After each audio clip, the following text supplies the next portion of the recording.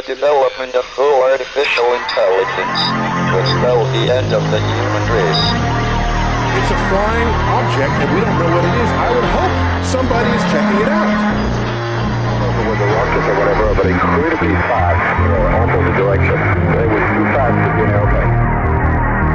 I'm glad the Pentagon is looking at this, because if it poses a threat, I want them on top of it. Well, the craft generates its own gravitational field. So you said there's lights in the sky? The internet has become the command center for criminals and terrorists. 911, what's your emergency? I need help, please help! Aliens won't let it happen. No, that's what we're instructed to say. Roger. Area 51. Alien kept deep under the ground.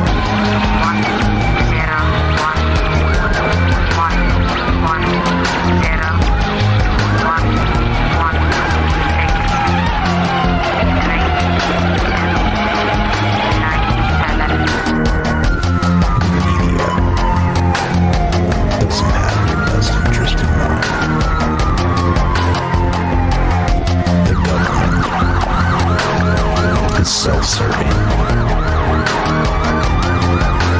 You're here for a reason. You're listening to Troubled Minds Radio.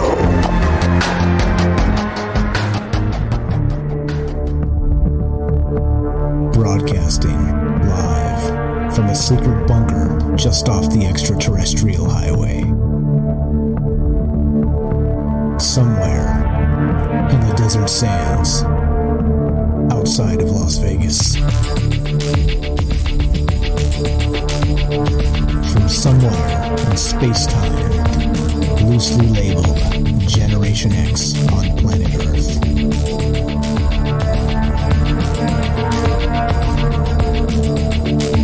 And asking questions of you in earnest into the digital darkness. Good evening and welcome to Troubled Minds Radio. I'm your host, Michael Strange. And hello to all of you who might also have troubled minds. What's up, guys? It is Tuesday night, and that means it is show night. Hopefully the moon is out wherever you reside, and it's time to get freaky. It's time to get spooky. I think that's my new nickname, Spooky. But if you're new here and just showing up, this show is about all the things we're not allowed to talk about. Speaking of spooky, which would be aliens, conspiracy, the paranormal. This show is about the 24-hour news cycle. This show is about academia. This show is about all of those things. Everything you can't talk about around the water cooler without getting fired anyway. You always could, I guess, but it's different if you get fired for it. But yeah, all the things that are really just not kosher anymore. I just don't think. I don't know. I guess we'll find out as they come after us, right? Eventually they'll come after us. Eventually they'll take us down from platforms and whatnot, which is bizarre as hell because really there's not a lot of super revolutionary things or terrible things that we say here. I mean, love and light, right? Oh boy. Yeah, I guess, what's how does the saying goes when you, start telling the truth and the truth becomes revolutionary? There's a problem. I don't know what the rest of the quote was, but it's something like that. And I'm sure, I promise you it's relevant. I just can't remember it. But okay, so anyway, that's what this show is basically about. All of those things, right? And like I said, they're still legal to talk about, so we're going to talk about them. We're still allowed on these platforms, so we're still going to continue until they make it really difficult, and then we'll just find another way. So anyway, with all that said, that this show's live. It's Tuesday night, and we're going to talk about all those things aforementioned. And we do this live because we love to include you. That's really the basis of this show. The emphasis of the show is that it's a crowdsource. It's people getting together and sharing ideas, and so that's why we do it live. It's why we've always done it live, and it's why we will always in the future do it live. And you can get on the show just like this. You dial this phone number, 702-957-1037, or you can join the Discord, and you can find both of those, the number and the Discord, at the Discord link, anyway, at troubledminds.org. That's the official website. It feels like I've said that 10 million times, but I guess maybe it's probably not that many. In a human lifespan, you can't really say it 10 million times. I think if you lined it up from end to end, I don't think it's possible. It does feel like it, though. Okay, so with all of that said, tonight, so the way this show works is it's like this. We're streaming live on Facebook, YouTube. We're streaming live on DLive, I believe. Still, we're streaming live on Periscope, which is part of Twitch. I'm sorry, Periscope, which is part of Twitter. And yeah, we're reading chat as we go. So what we're going to do is we'll do shout-outs. So go ahead and type in the chat here. We had one of our haters on YouTube say, shout-outs, what is this? A bunch of 14-year-old girls? No, I think he said teenage girls. He was really upset that he had to spend no money and a few minutes of his time or her time or whatever it was. And it was pretty funny. It was pretty funny anyway. So, yeah, so we're going to do shout-outs and we're going to act like a bunch of teenage girls, if you don't mind. This is a social stream after all. But all right, so then after that, what we're going to do is usually we did the news in the past, but the news has split off to its own show. And so if you want to check out the conspiracy news with Michael Strange, you can check that out on Twitch. We're streaming that live 5 days a week at 4 p.m. Pacific, Sunday through Thursday, and catch us over there. Or the archives go up on YouTube right here on the channel, so you can find all that stuff. It's been a lot of good fun. We're 8 episodes in, almost 2 full weeks, and tons of good stuff happening over there. So if you haven't joined that party, please do. And otherwise, let's do shout-outs.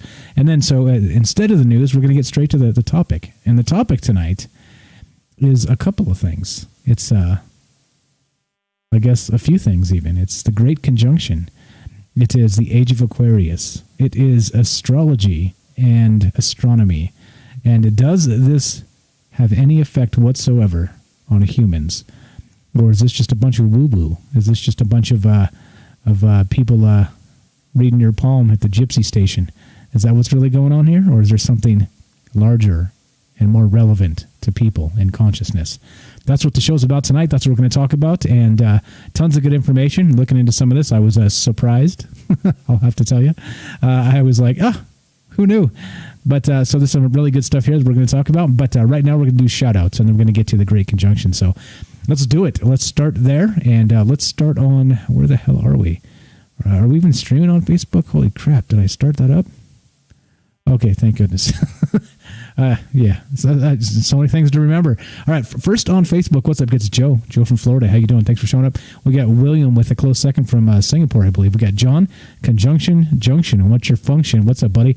We got Tamara from South Africa. Hello, thanks for being here, Tam Bam. We got Derek. Hi, Mike. Hello. How are you today? How are you tonight? Let's see. Hey, Mike, this new soundtrack intro music is scaring me. Yeah, that's okay. It's good to be scared once in a while. Christopher, greetings, fellow Earthlings. Thanks for being here. We got Elizabeth. Good evening. I surely have a troubled mind here in Oregon. Yes, Oregon is one of those places, isn't it? It's definitely one of those places. Let's see. Who else do we got? Paul from Iowa checking in. What's up? How's everyone? Fantastic here. Robert says, take Friday night off, Michael. Merry Christmas to you and yours. Yes. So actually, with that said, we are going to take Friday night off.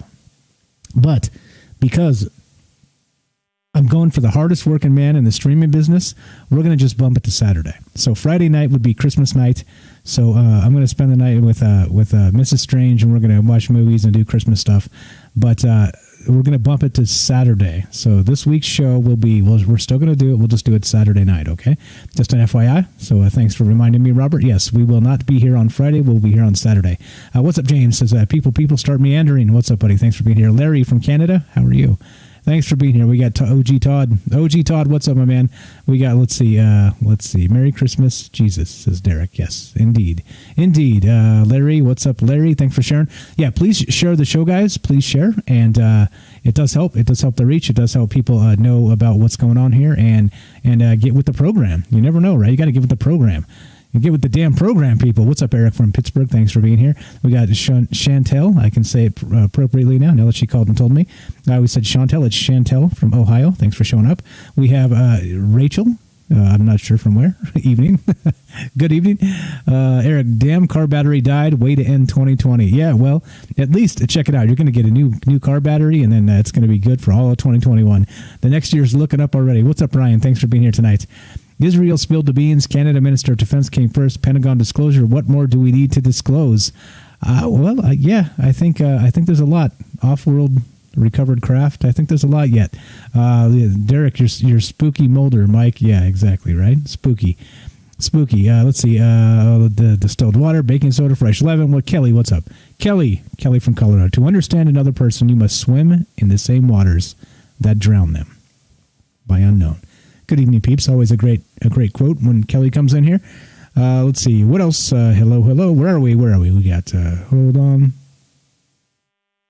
Juan, what's up, everyone? Aquarius here. How you doing? Juan the Aquarius.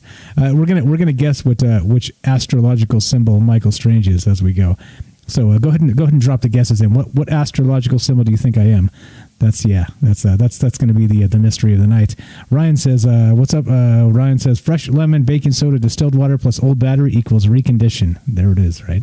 There it is. You don't need any of that. Todd says, "You look a lot different than I pictured you, Mike." Yeah, much better looking, right? I think that's what people don't really they underestimate me. They're like, see, I can't even speak. See, I'm trying to make a joke about myself. I can't. I'm fumbling on my words. Let's see. Ryan says it's not Age of Aquarius. It's the ends of Aquarius and the end of the solar minimum. All right. So if you can call in and tell me about that, I'd love to hear it. I'd love to hear you guys' takes on this stuff. Let's see. What else? Who else do we got? Let's see. We got Joe. Satan Claus is coming. Maybe. Let's see. Hope I can YouTube this, says Eric. Yeah, maybe. Diane. Hello. Leo.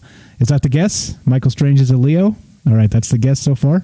We got one guess. Michael Strange is a Leo. All right. Let's go right over to YouTube. We got Eli. What's up? Thanks for being here. We got Johnson. Close second. Super Vike. Thumbs down, Captain. Thanks, Super Vike, for being enthusiastic about the show. Appreciate it a lot. We got Bunny. Penny, the Curious Bunny, Penny from the UK. Everybody follow the Curious Bunny on YouTube. We got Johnson again. Tam Bam, what's up? Tam Bam's on Discord. We got who else? I think that catches us up. All right, let's see. Okay, all right. I think we're caught up. All right. So with all that said, now that we've did the shout outs like teenage girls, wink, wink. Oh boy, people in their. Yeah, what's up, Paul? There's Paul. What's up, Paul? Thanks for being here tonight. Okay, so all right, let's see. Hold on, is Tamron in here or not? You gonna hop on or a little bit later? Let's see. I don't see you in there yet, so it's okay, no problem. Let's start this. Let's go. This show is live. If you want to call in and say hi, you want to get this started. Let's get this party started. There's the phone number 702-957-1037. That's a Las Vegas area code. If you do not like the long distance and your phone is not equipped, the Discord is free as long as you have an internet connection. Just go to troubledminds.org and click the Discord link, and you can join the show that way. All right, let's start here. Let's start with, okay, so as everybody knows, we just had yesterday, this was the winter solstice, which is the shortest day of the year, okay? It gets dark the earliest, and now it's the first day of winter. But from here on out, the days get slowly, slightly longer, and the warming trend begins, even if it's ever so slight, day by day. So, yeah, so the interesting thing about this latest winter solstice is a few things, actually.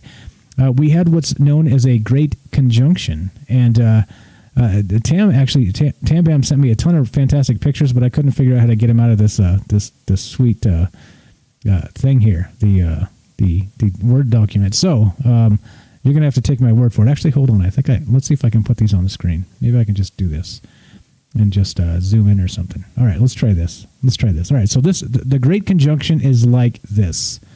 Let's see, where is it? Make it, nope, stretch it out. Nope, that's not working. Okay, anyway, I guess we'll go full screen, this bad boy.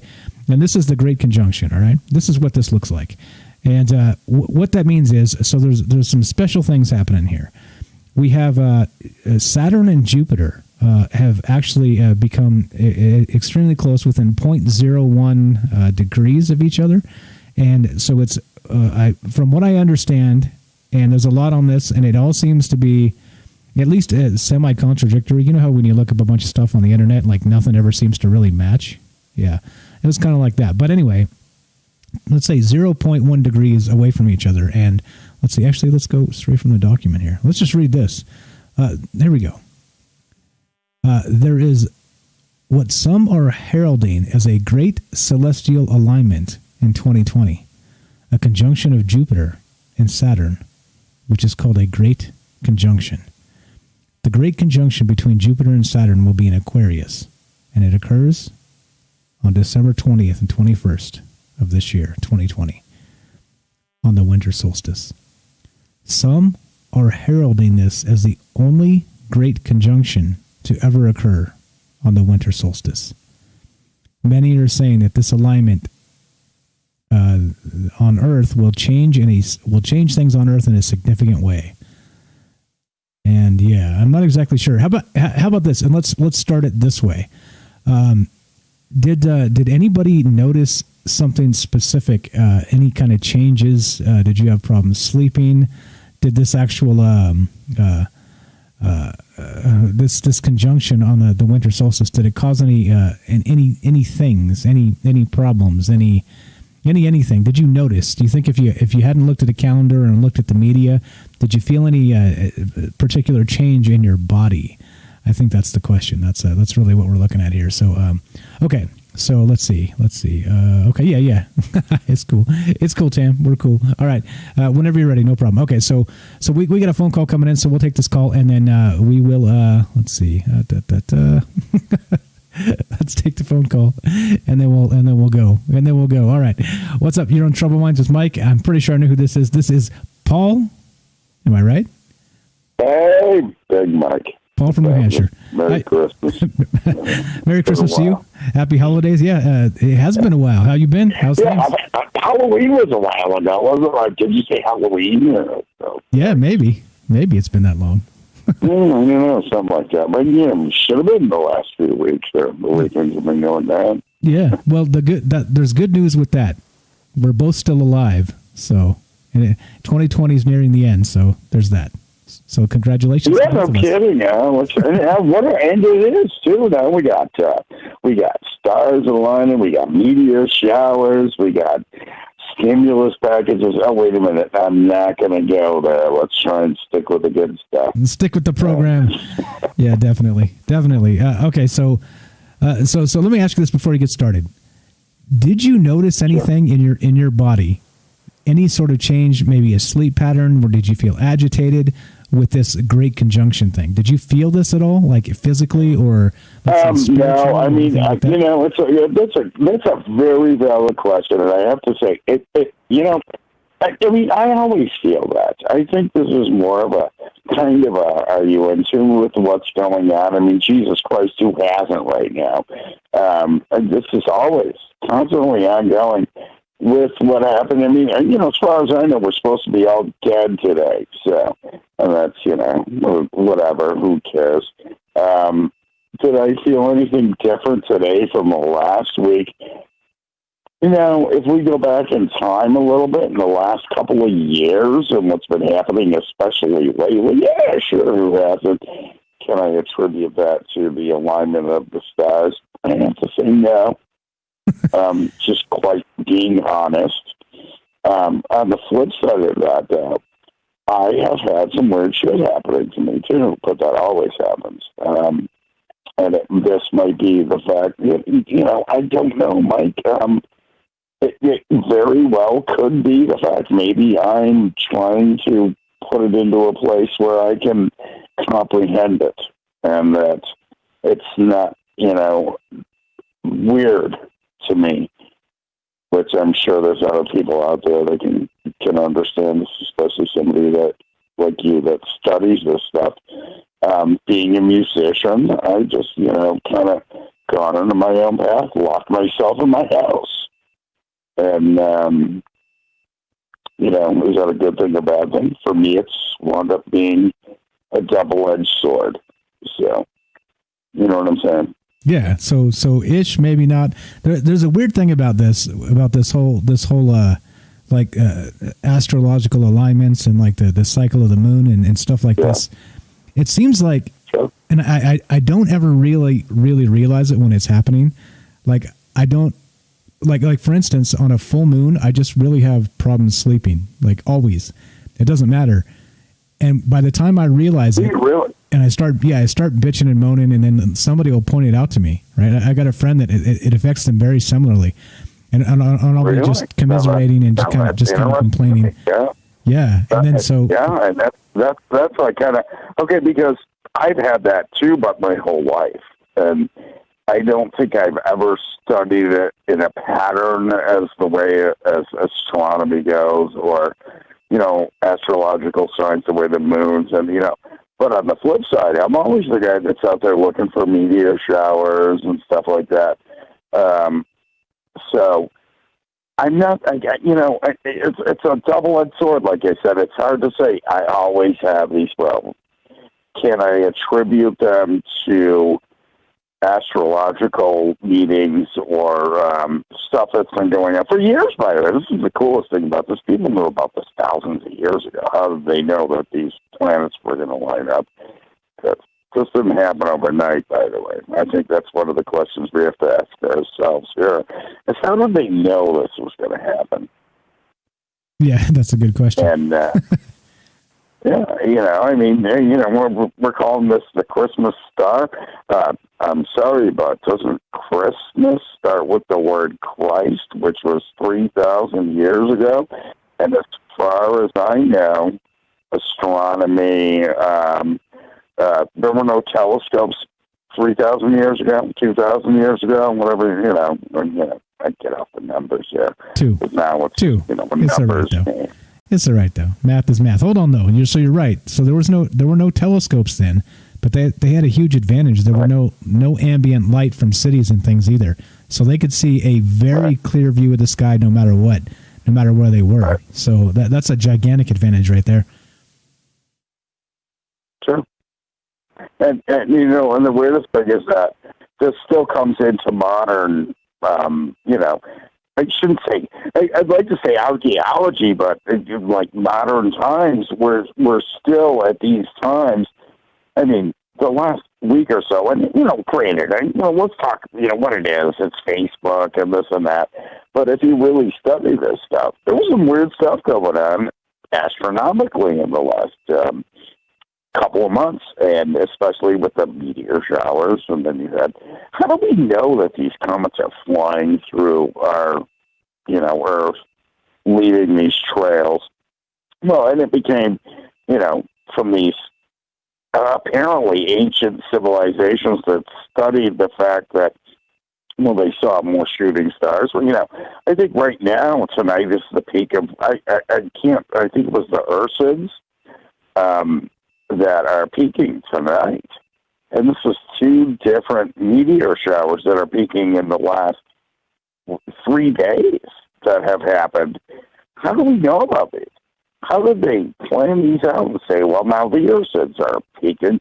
And this goes back in the last 50 years from what NASA knows through astronomy, through their magic telescopes, that they see comets flying around that just happen to fly through our solar system at the perfect time.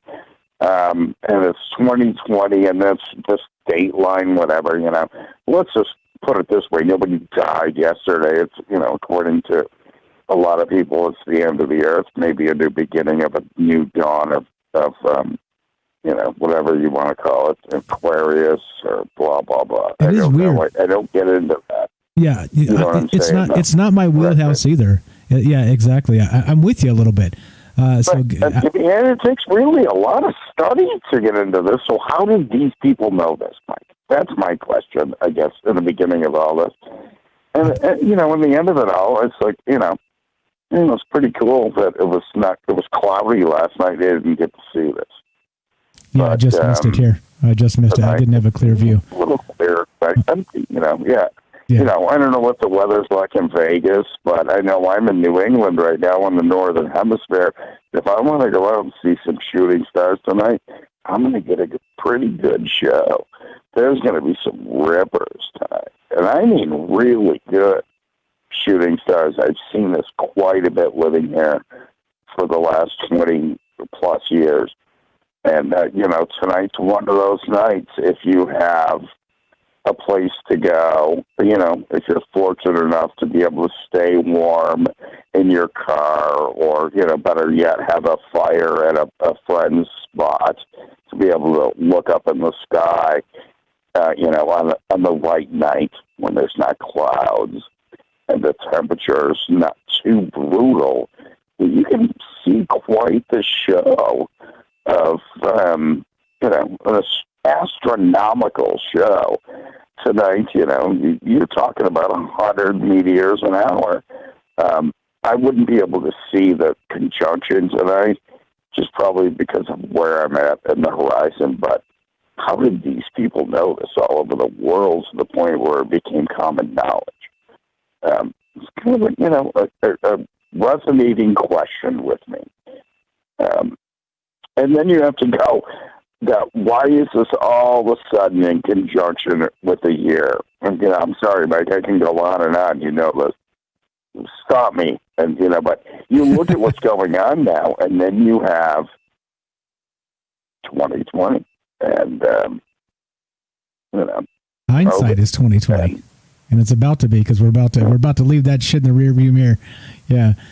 No, I feel you. Like I think it's just like anything else, right? It's like patterns. It's keeping records. It's being observant. I think there's definitely ways the ancients learned all this stuff, and I think oddly enough, there's a lot of these things that we're learning again.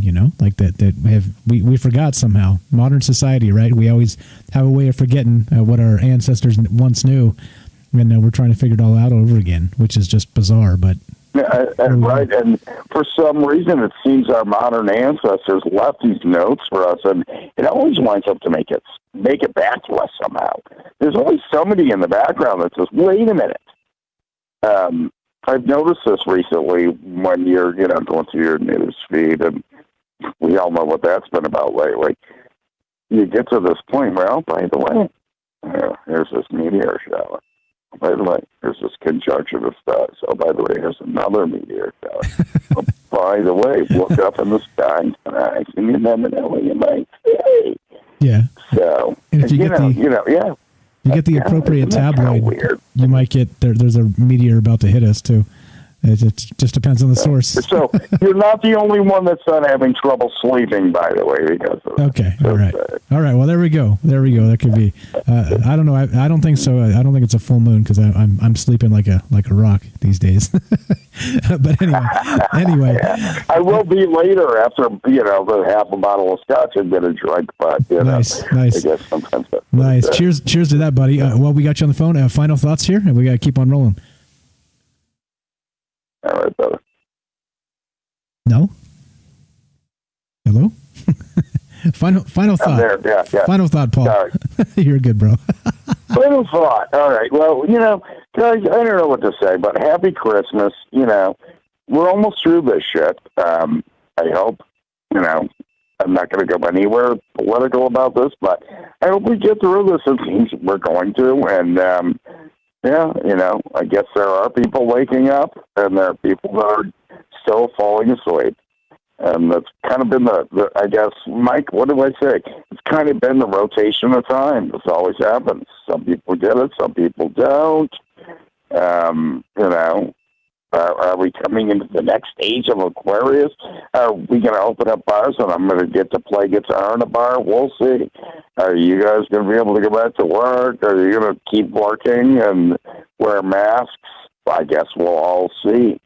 I hope that it becomes the better. I don't know. But I know one thing, that, it's just happening. And I think you probably agree with me there, and especially now with what's happening up in the sky. Yep, time to wake up. Yeah, I appreciate it, man. This is Paul from New Hampshire, the New Hampshire UFO hunter. Follow his YouTube channel, guys. He's got some UFOs over there, and pretty good stuff.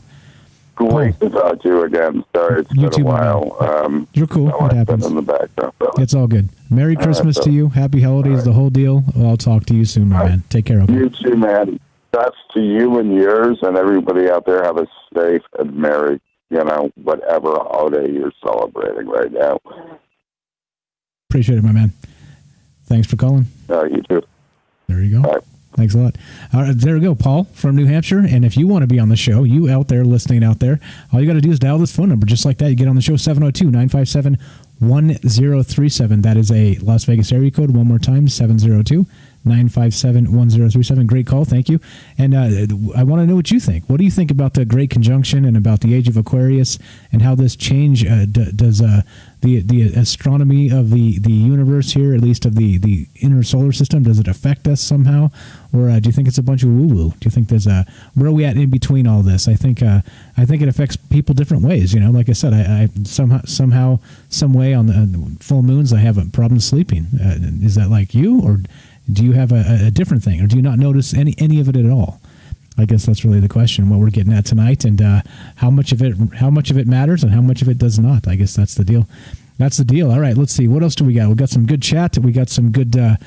Starting off with a good phone call, and we're talking about the Great Conjunction and talking about the Age of Aquarius. So let's continue with that. Let's see, and let's see what else do we got to make sure everything's square. We're good. All right. Okay. Let's keep moving here. All right. So we were talking about what were we talking about?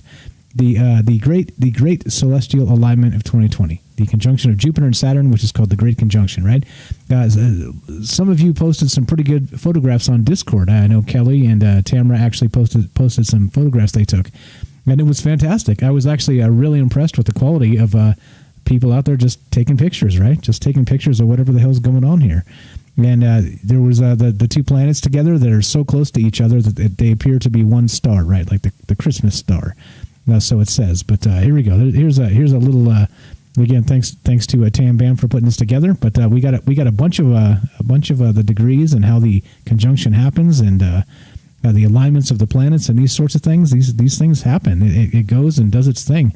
Let's see. Let's not go to the Age of Aquarius just yet. All right. So anyway, what do you guys think about this? Does the celestial anything affect you, or are you completely oblivious to it? And I want to know. That's the question of the night. And also, we're going to guess Michael Strange's astrological sign tonight. So that's also the other thing. We'll put up a poll later. I got Leo up there. I got a Leo guess so far. And something else. What else do we got? Okay, we got Tamara in the caller queue. We'll get to that in just a second. Ryan says Schumann residence. What's up? Diane is here. Hello, Brian. Hello. Game Vet 02, thanks for being here. God bless the truck drivers. They bring us to cold beer, right? There's the joke. I'm not going to let off the joke. Okay, let's see. We got Jeebus is in the call, and we also got Tam Bam. Let's go ladies first, and we'll go to Tam Bam. Tamara, you're on Troubled Minds with Mike. What's happening? How are you doing at this fine evening? Testing 1 2. Test 1 2. Can you hear me? All right. I'm gonna make sure my settings are square here. I should make sure everything's good. Should be fine. Let's see. That's good. That should be rolling. Yeah, we should be okay. Let's bring Jeebus in and see if this will work as well. All right.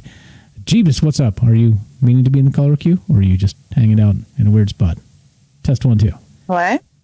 Test 1 2. Test 1 2. Oh, we got Jeebus and we got Tam. What's up? How you guys doing? We got. I was going to say good. Something crude. You? Fantastic. Hey, look at that. You got a sexy deep voice just like I do. What's going on, buddy? Jeebus is not a derogative term by any means of religion. If you look up the word Jeebus, it means Israel. Okay. All right. So you are waiting to call here, right? So you are going to be part of the conversation. Okay. Do me a favor. Let me so we don't turn this into a cluster. Can you hang on for just a few minutes? Let me talk to Tam real quick, ladies first, and we'll bring you on in just a few. For sure. Okay. Thank you. Moving you back out, and let's roll. Ladies first. Tamron from South Africa. Hello. How are you doing this fine evening? Can hear you just fine. Can you hear us? Oh, yeah. No, good. All good. Okay. All good. Nervous. Nah, don't be nervous. I got you. Ah, you say that.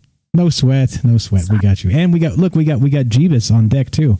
So we got another silky voiced veteran. I know. I was trying to speak to him, but his voice is so timid. Hey, look. It's like a tiger roar, and then you feel it in your spine. I kind of felt the same way. I was like, yeah. Wow, this guy's good. This guy's good. Okay, voiceovers. Yeah, totally. Okay, so you know where we're starting. You know where we're going with this. So how about initial thoughts on the conjunction and the Age of Aquarius, and how about does it affect you? Did it affect you physically, emotionally, any of the rest of this? Let's start there and let's talk about this. So this shit really royal. I thought I was the only one who was going through this, but I have family. So, but I really do. So I was phoning around my family, we're all going through the same thing. We weren't sleeping, we were having tummy aches, headaches, we were just overly emotional, wasn't it?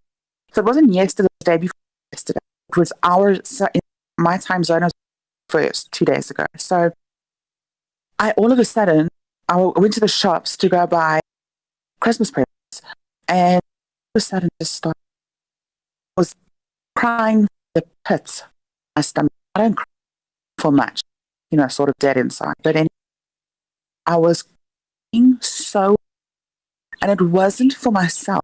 It was, put it, I was crying for everyone else. It sounds so stupid to say it out loud. I was literally all the children in the world lost. Okay. All the women were abused. I'm going to fill you in real quick. I don't mean to interrupt. You're cutting in and out just a little bit. I'm not sure if it's because you're not close to the speaker there, the microphone, whatever you're doing, or if it's a weather thing or an internet thing. But you're definitely cutting in and out. It's a little bit choppy. Is there anything you can do on your end to maybe patch that up?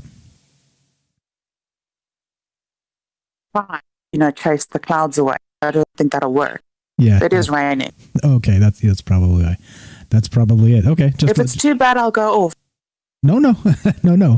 Who's trying to run you off? I just wanted to let you know so that if I sound like I'm not following, that's why. So, okay, but I got you. So let me, I did read what you put on the Discord, and that's why I asked you this question. So you had it was a definitely like a sad moment. You were sad for the world, sad for everybody. And you think it maybe had something to do with this conjunction thing? Is that what's going on here? Well, I really do. It wasn't just me; it was a few people, and it's too coincidental to not. You know what I mean? Yeah, I got you. Like I said, for some reason, the moon gets me, but only in particular times. But yeah, I didn't feel anything different. The moon? Yeah, the moon, like the full moon, makes me not kind of restless. Maybe I'm part werewolf. I don't know. Lichen. Yeah, right. That's probably what I am. But I mean, otherwise, I don't really notice. I don't really notice these things. So it didn't, like yesterday didn't feel weird to me in any, I don't feel weird now.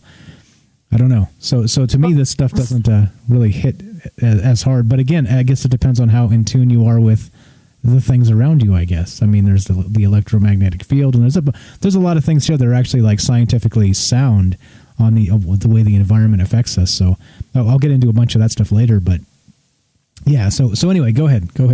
Continue to tell us about that situation and whatever else you think about this. So it was really all about, and then I started diving head first into all the theory behind it from an ethical point of view, from a spiritual point of view, from a religious point of view, and obviously, but there is a common thread.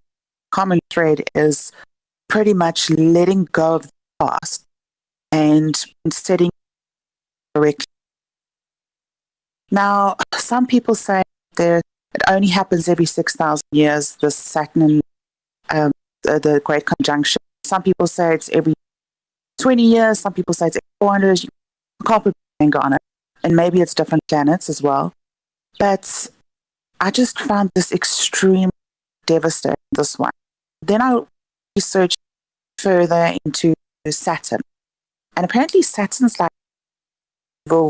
it's got such a very negative towards it. And then I started reading how it's going in the future. I mean, this you must understand, this is all hearsay. This is all woohoo. But I'm sharing info. Yeah, you're in the right place. So, no sweat. You don't have to apologize. It's okay. It's okay. So people are saying it's cutting out. Yeah, it's bad. Yeah, it is kind of chopping in and out. We can, if you want, is it any chance of the rain letting up soon, or how are we looking with the weather? Any idea? It's drizzling still. You know what? I'll get off and I'll try a little bit later. Okay. See if it makes it up. Okay, perfect. Let's try again a little bit later. Let me know what the weather breaks, Okay. and then we'll bring you back on. Okay. Sorry Okay, about cool. that, and we'll talk. No to you. worries. Okay. Talk to you shortly.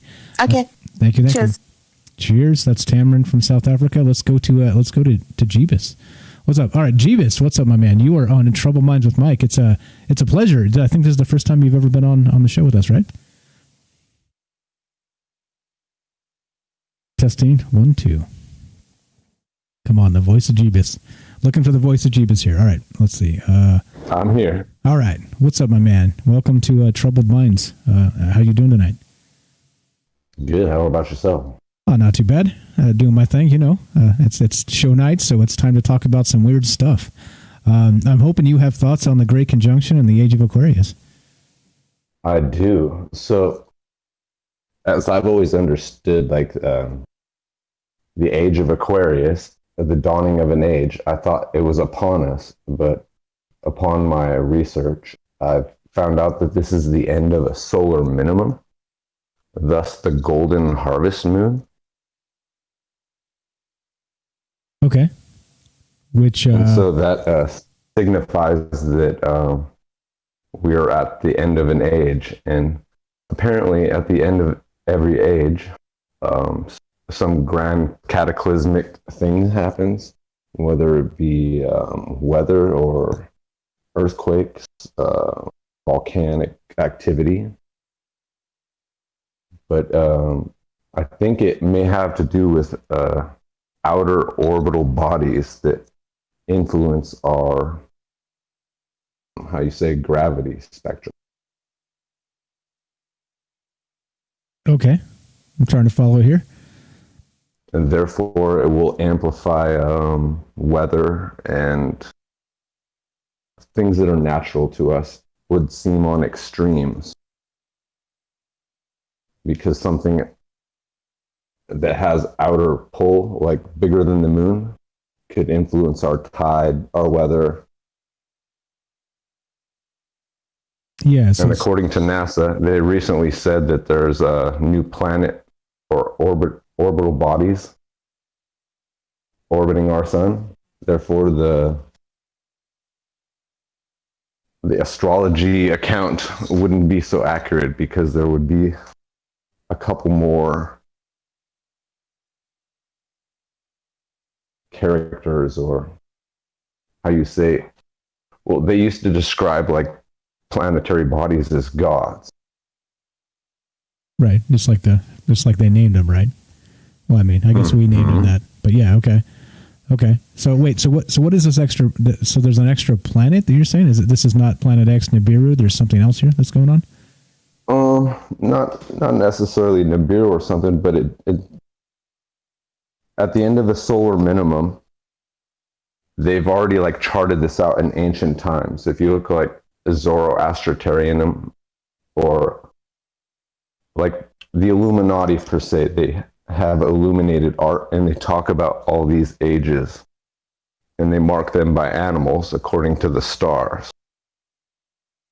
And then from there, they would record great cataclysms or events that were followed by these times. Okay, so I think what you're saying is right now we're about to hit one of these solar things, right? minimum. Is that what you're saying? Exactly. We're at the end of what you call a solar minimum. Okay. And the Schumann resonance, if any of our viewers are aware of that, it's a spectrum peaks of extremely low frequency. And the human mind and Earth's gravity responds around 7 to 8 terahertz. Okay, as usual. So if, for the folks that don't know, this is Jeebus. He's on a Discord with me, and he typically posts a lot of really heavy shit on Discord, like some really, really deep research type stuff, and it's regularly over my head. So just letting you know, just letting you know. All right, so yeah, I'm a little out there, but everything I research has grounds. Yeah, no, I didn't mean that in a bad way. I meant it's good. Yeah. It's a good thing. So, okay. I'm a troubled mind. For sure. Definitely. Okay. So you think any idea what this cataclysmic thing might be? Do you have any idea coming out of this solar minimum? Okay. So what scares me is, the Chinese and the Russians have been testing these things called ELF weapons, which is low frequency electromagnetic frequencies. They started out as dissidence weapons. So like if people were protesting or rioting, they could literally shoot a projected beam of microwave at you. That would make you feel like your ears are burning or like ringing in your ears, essentially. Yeah, kind of like that. If the frequency of the Schumann's gets to a certain point, everyone's getting microwaved. I see. So it is like that, the microwave weapon, which we've talked about often, even that the Chinese used. They use it for crowd control, and then it was used against in Cuba and Russia at the embassies against Americans. Yeah, that type of thing, right? I think those are even like more dangerous because that would leave people with permanent health issues. Yeah, they've said that the individuals, some Canadians for sure, that were in Cuba when that happened, have permanent brain damage. So yeah, there's some serious business with that. Yeah. Okay. So what you're saying is that the Schumann resonance thing is a part of this cycle, and it may be what's happening here. It may be part of the. So the weapons that they're basing these direct energy weapons are actually a natural occurrence from the outer wavelength of, say, the radiation coming in from the sun. And so if there's an outer body that is disturbing or interacting with our ozone layer, it could partially leave us defenseless when it comes to outer electromagnetic radiation. And then we definitely just get cooked, like a straight up microwave from the sun. Yeah.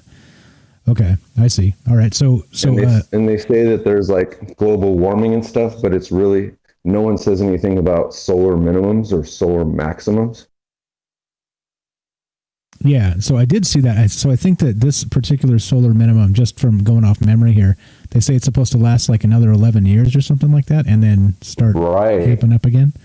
Just from memory, I'm not cheating here, but that's what I recall. Is that make sense? That's spot on. Okay. So then we start coming out of it. When they try to say that there's global warming and it's going to be catastrophic, what they don't tell you is there's solar cycles, and this has been known for hundreds of years. Yeah, and then not only that, there's all kinds of other stuff like the what are they called? The flares, the solar flares too, that cause other issues entirely, like can affect your environment and stuff. So okay, all right. So when they promote all this like global warming, there's going to be catastrophes and all this stuff, they're actually just taking advantage of what they know is already going to happen based off of sequential like mapping from previous ages. Gotcha. Okay. All right, so then what do you think is going to be, and how long do we have? Let's cut to the chase, bro. If you know anything about, like, there was these people that were super crazy back in the day, like Aleister Crowley and the Thelemites, the Thule Ultima Vril Society, Bavarian Illuminati, and they created charts based on ancient astrological stuff.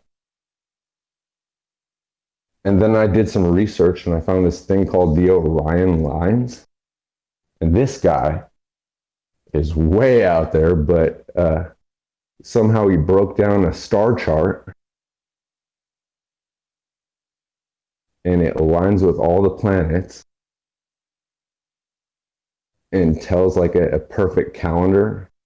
And it lines up with the end of the Mayan calendar. And he says it's a harvest cycle for not plants but livestock. Oh shit! You're about to tell we're the livestock, right? I don't want to say it. I'd rather you take control, but like, okay. Go check out All the right. Orion lines. Let's and I'm back not gonna off. like fear monger or anything, but you need to take a look at this. Okay, Orion lines. I've heard of it actually. I'm not sure, and you probably introduced it to me. I would think I've heard of it for sure. I looked into it just barely, and there's just so many things to kind of wrap your mind around that. I will take a look. I'm sure that it's on YouTube and everywhere else. Yeah.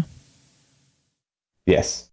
Okay. Actually, this is prospectively new, and the chances of this map lining up the way he set it up is so astronomically impossible that it has great signification in something.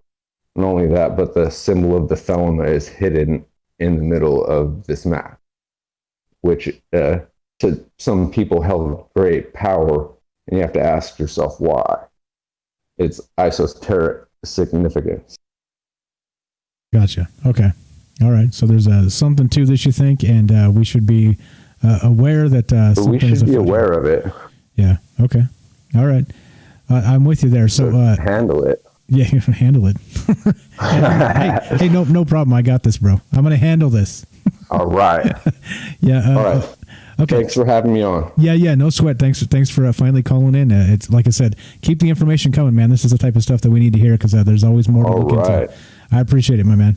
Merry Christmas, Happy New Year, everybody. Thanks a lot. You too. Peace be to all good men. There you go. Amen, brother. There you go. That's Jeebus from Discord. And again, like I said, the amount of smart people that you end up meeting when you do a show like this is it's immense. So many great smart folks that kind of hop in and you learn from. Like Jeebus, like I said, this is the first time he's actually been on the show on voice, but he's always sharing all kinds of like really, really interesting things in the Discord. So here's the spot to plug the Discord. If you guys haven't joined it yet, go to troubledminds.org and click the Discord link. And not just him, everybody else. You got tons of good people who actually share great information, and you never really know what's going on until again, like I said, we always get together, put our heads together, and then that's how you get a closer reality to what's really happening here. So, okay, let's go to the dawning of the age of Aquarius. So, according to so we have some internet sources here. So you always have to take everything we talk about with a grain of salt because the sources might be sketch, the delivery mine might be sketch. And all of that, right? All the above. So you know, it's okay. Everybody can relax now.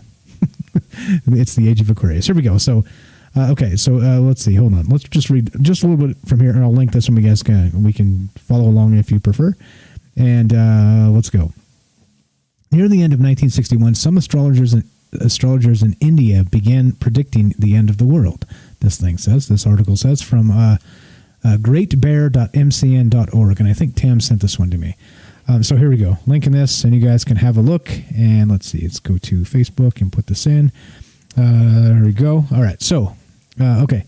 And White, they pointed to a rare conjunction of 7 solar systemic bodies in Aquarius that would occur from February 3rd through 5th, 1962, in the sign of Aquarius.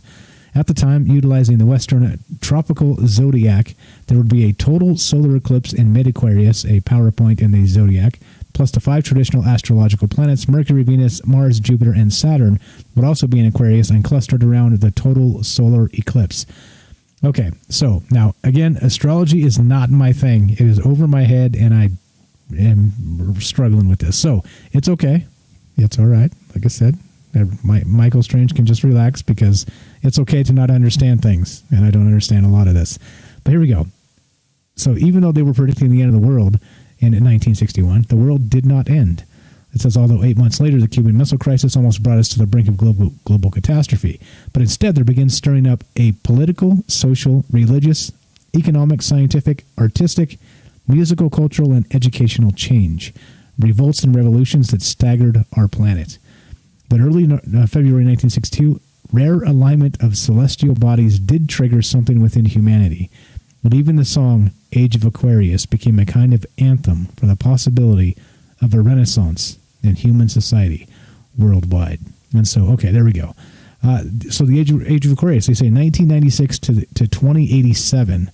And this is, again, by Mark Lerner. I linked it if you guys want to check it out. We'll read a little bit more of this, but that's where we're starting again. So a lot of great information right off the bat. We had some great calls already, and like I said, I'm going to need your guys' help tonight because a lot of this is way over my head, like I said. And so, where do we stand so far? So far, so good. Let's see. Let's read some chat here. Let's go to some chat. So far, so good for me. I haven't completely failed yet, so I'm okay. What's up, Wayne? It says, with all the planets getting closer together, the greater gravity and whatnot, energies coming together would create a certain force. My question is, how, when, and who figured this kind of information in the first place? That's a good question. That's a hell of a question. Let's see. Tamara says, Jeebus is 100% right. Some kind of new era or revolution will take place. And that's really what the Age of Aquarius is supposed to mean, right? Let's see. What else do we got? Let's see. Rachel actually says, I cried for the world last night too, Tamarin. You are not alone in that area. I never sleep the closer we reach a full moon.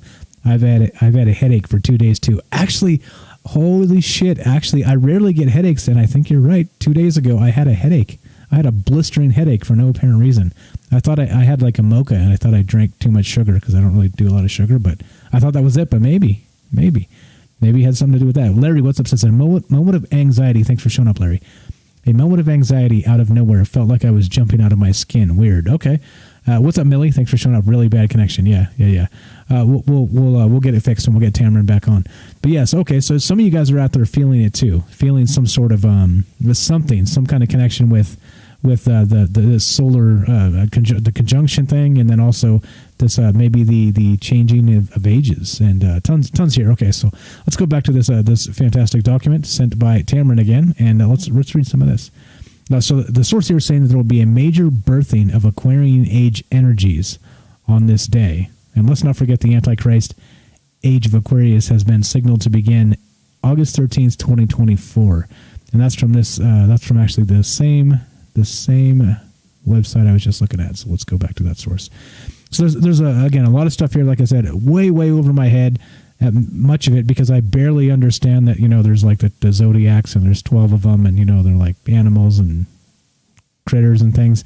Like, that's about the extent of my knowledge of this stuff. So, like I said, way over my head in this, but that good thing I've got some sources to talk about it. So let's go to the Ministry of Truth and see what they have to say. A little less on the woo, a little more on the propaganda side.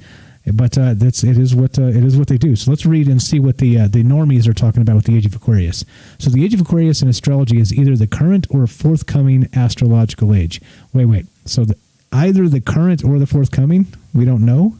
It's just depending on the method of calculation. Astrologers maintain that an astrological age is a product of the Earth's slow precessional rotation and lasts for 2,160 years on average. One great year equals 25,920 year period of precession. 12 zodiac signs equals 2,160 years. All right, I'm learning things. There are various methods of calculating the boundaries of an astrological age. In sun sign astrology, the first sign is Aries, followed by Taurus, Gemini, Cancer, Leo, Virgo, Libra, Scorpio, Sagittarius, Capricorn, Aquarius, and Pisces. Whereupon the cycle returns to Aries and, okay, again over my head. I get it, the cycles... okay, but what? So astrological meaning. Astrologers believe that an astrological age affects humanity, possibly by influencing the rise and fall of civilizations and cultural tendencies. Oh, snap. That sounds like what we're talking about, doesn't it?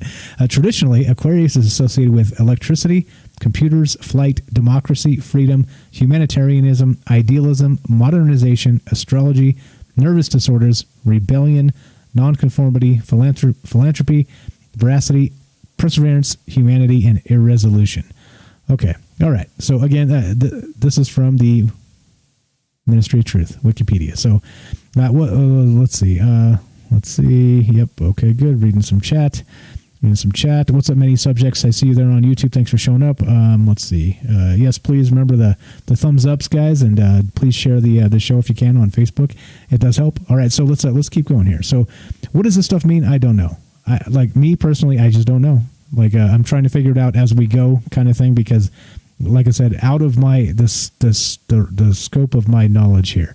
So here we go. This is from beforeitsnews.com, and again, it's sent by Tam. Let's look at this, and this is regarding the maybe the reset, right? Like, now this is the weird part, right? So we've talked a lot about the Great Reset and the Dark Winter and the rest of this stuff, right? And kind of where this has been headed. But I kind of didn't make the connection that it was possible that it's the end of an age or the beginning of this age. And there's going to be this, Christmas star 800 year on the solstice conjunction, right? So there's something. So maybe again, right? I don't know. Maybe this is what caused my headache a couple days back. Maybe I have no idea. I rarely get headaches. Luckily, I'm not that guy. But okay, here we go. This is from beforeitsnews.com. January 28th, 2020. The divine now have decided to move forward with the new phase. Dear children on earth, I am your divine mother God. Today, I come with important updates. Since last time the divine spoke, there have been quite a lot of progress being made. We, the divine, have accomplished a couple of important agendas. Okay, this is a little too. Let's get to the deets, peeps. Come on, let's see. Regardless of the planet and humanity's delays of ascension, the divine have now decided to move forward with the new phase. This new phase is mainly about the planetary rehabilitation and the rebuilding of Gaia. Gaia, of course, means Mother Earth, since the planet needs to be rebuilt badly. And okay, all right, got it. Okay, so this is a world divine government to begin in 2021. And this would be the Great Reset, right? This would be the same thing that we've been talking about, this Dark Winter. And then again, like I said, maybe the celestial conjunction. That I don't know. I do not know about that. There we go. But if you guys do, good thing I have you. Good thing I have you guys. I'm going to keep reading some of this stuff and trying to make connections as we go. But like I said, not my strong suit, and it's okay because we learn about this stuff. Ronald says, the age of Aquarius reminds me of Marilyn... What? I'm not sure if I should read that or not, or you're making a joke. I don't know if that's a joke or that's a serious statement. Okay. All right. So anyway, all right. Let's do this. If you guys have takes on this, and let me know, like, how has it affected you physically, emotionally? Do you feel any sort of different? I know that different people react different ways to like electromagnetic fields and like maybe the cycles of the moon and these things. Has this actually affected you physically or any other way? And would you like to tell me about it? Would you like to tell everybody about it? I'd appreciate it.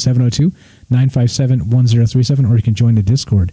And troubledminds.org is where you can join the Discord and talk about this stuff. But let's see. Hold on. Let me put this up. This is another video that Tam sent here, and this is what the conjunction looks like. So we've got an actual. Here we go. Let's play. In some perspectives, I'm just reading here that they will appear, Saturn and Jupiter, to overlap completely. That's what I was mentioning before, creating that rare double planet effect. So according to NASA, time like it is there on the East Coast, 7 p.m. almost. And I believe the shot,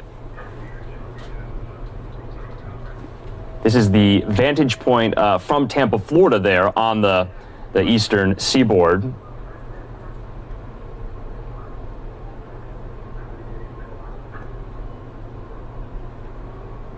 And just to give you a sense, Saturn is there on the right,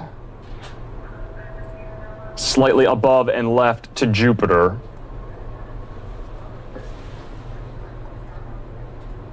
And you know, this wouldn't be observable. This wouldn't be able to be seen if the sky wasn't clear. So we're... Okay, I'm going to mute it. And so basically what we're looking at is they have a live video going of when this conjunction was happening.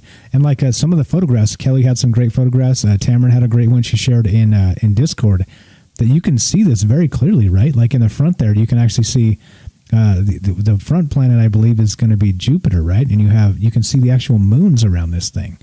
Like, and this is with just a generic ass, like, seems to be just a regular camera, like a zoom camera. It's pretty crazy, like how brightly these objects appear in the sky, in the night sky. So okay, so anyway, with that said, I know many of you saw it. We talked about this in particular a little bit with the Christmas star stuff on the news show, if you guys are following that at all. But yeah, there's some something happening here. Like Jeebus said, is there something going on with the world and the way these things are changing? You got me. Let's go back to this text document and we'll talk about this. All right, let's see. Okay, so So a major birthing in the age of Aquarius, right? So not only are they saying the occurrence will have Aquarian connections, some are saying that this is the end of the Mayan calendar, which would be the true 12/21 of 2012. And we did see some of the things that regarding the Mayan calendar that people have thought that it was slightly off, not because of them, because of us interpreting it differently. So who knows, right?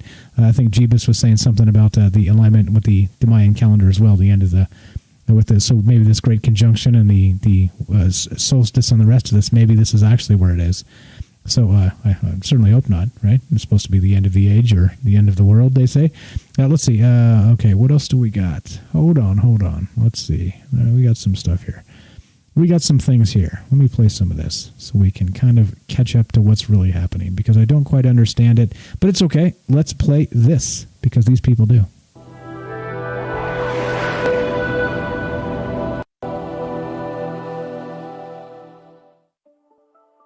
On December 21st, 2020, the two biggest planets in our solar system, Saturn and Jupiter, will have their closest encounter since 1623, almost 400 years ago.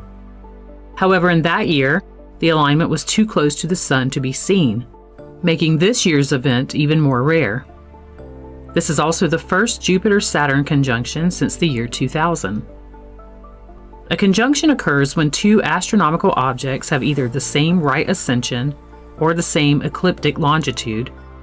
The planets will appear very close to one another, and from some perspectives will look as though they overlap completely, creating a rare double planet effect.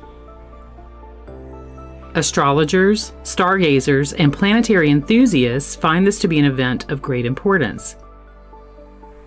It's equally as monumental for those in tune with the spiritual aspects of this occurrence. Many people have been waiting and preparing for this event for some time. It's believed that on this day, a great energy shift will take place, making this December 21st a truly magical date.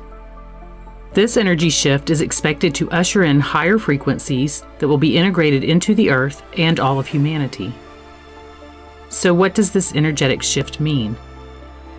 It's a time when the veil between the spiritual world and the physical world will be very thin, connecting our personal energies in a powerful way.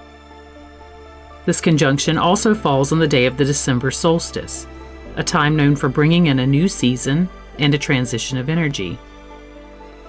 The December solstice, a point when the daytime is at its shortest in one hemisphere and cycling away from that, and when it's at its longest in the other hemisphere, signifies a return to the light. Okay, return to the light. We got cycles here. Again, like I'm learning stuff. So let's play a little bit more of this so they can kind of fill in the blanks and the things that I don't know and I can't speak to. And then we'll get to some of this other stuff that I was digging into a little bit deeply about how maybe this celestial stuff actually affects the human body. And I was surprised that there's a lot. There's actually a lot. That scientifically kind of corroborates some of these things, meaning that with how the human body does react, like on a physiological level, and then of course if that's happening, then of course there's going to be some spiritual connection with that and some other things as well. So let's play just a little bit more of this, and then we'll keep on moving here. Previously, this Jupiter-Saturn alliance occurred under Earth signs, while this year's conjunction will take place amongst air signs, most notably Aquarius, placing energetic focus and importance on such things as reform, humanitarian efforts, technological advancements, and a strengthening of community.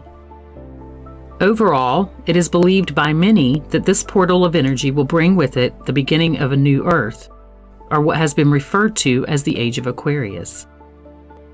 This new Earth consists of higher frequencies that assist us in upgrading our DNA and creating new ways of living that align with the spiritual essence of who we are.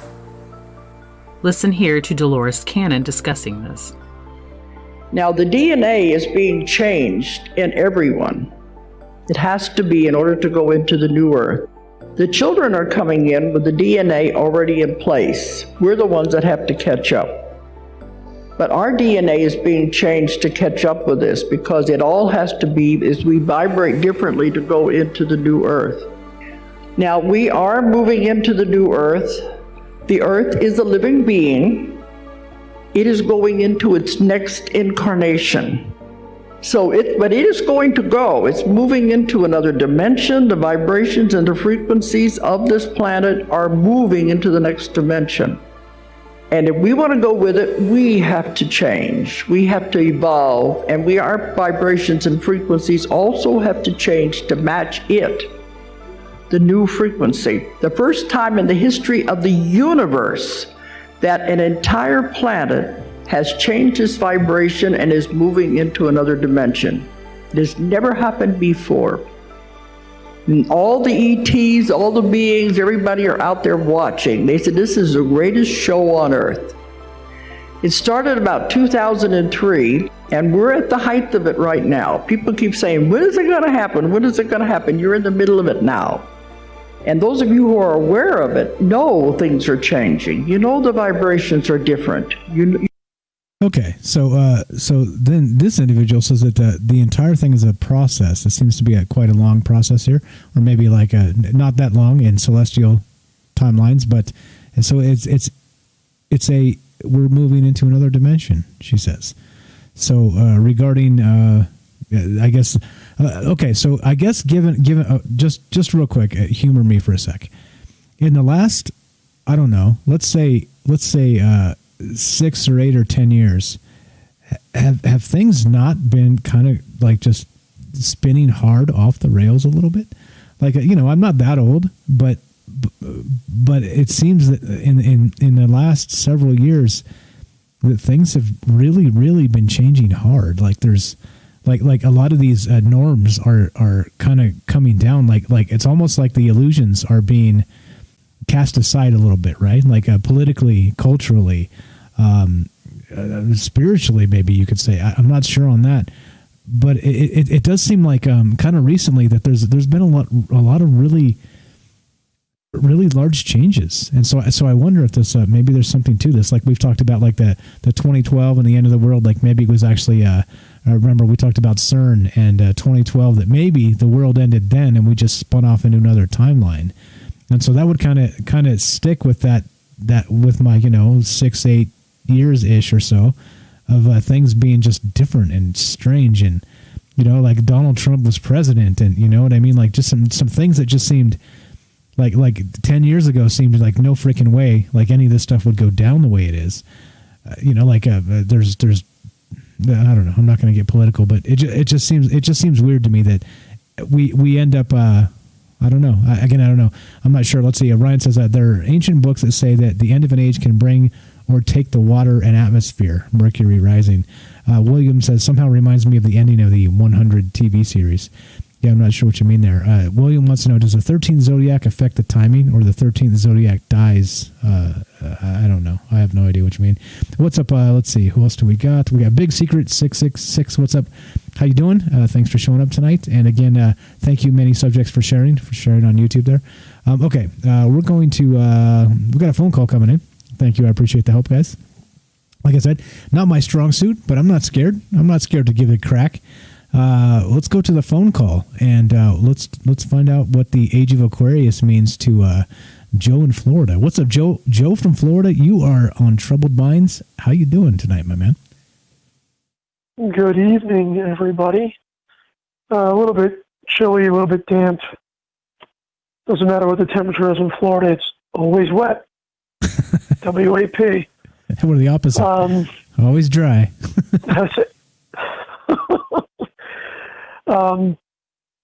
Full moon, always a full moon. Have trouble sleeping. The wife works at a nursing home. She says the residents have trouble sleeping. Anybody that might be in nursing might notice their patients at night. Also dementia and Alzheimer's patients. I can tell you that. As far as the age of Aquarius and change, I think I agree with some extent to the other two callers, to Tamara and Jeebus. Definitely something to it. Definitely something to energy. What I've been noticing. Go ahead. So I think it is a thing, right? So like on, I think they might even build it into schedules for hospitals and like maybe police schedules. right? Where they just know that there's going to be extra activity during a full moon. So I mean, I think at some point you have to acknowledge that these celestial events, one way or the other, have an effect on humans, and whether we can quantify it properly or not, I think that's the question here. But you can't deny the fact that these things are real and happening. You know, like they always say that on a full moon you get the ERs fill up at like midnight or 1 o'clock or 2 o'clock in the morning and stuff like this. But yeah, sorry, go ahead. No, it's there's some truth to it, and like you said, you can't quantify it. As far as the age, I mean, let's look at 2012. Let's look at Y2K. Let's look at self-inflicted energy or self-fulfilling energy. I mean, that video that you played about the DNA, how does that lady really know unless she's been through one, unless she's been through a change?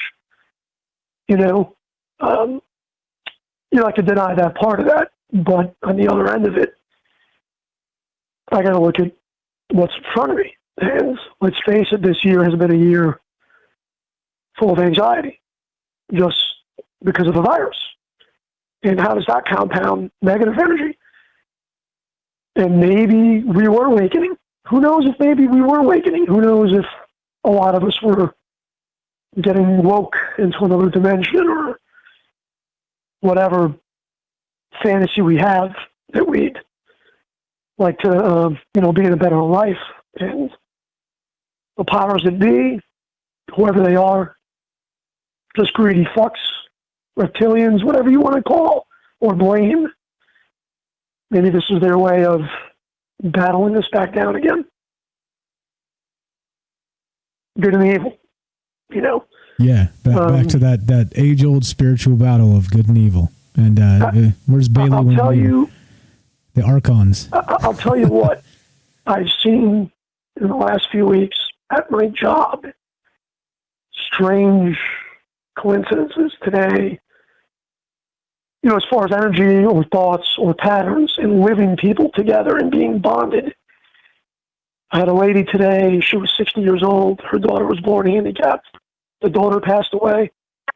And 3 days later, as the caregiver, she had cancer. She passed away. It was fitting. It was tragic, but it was fitting.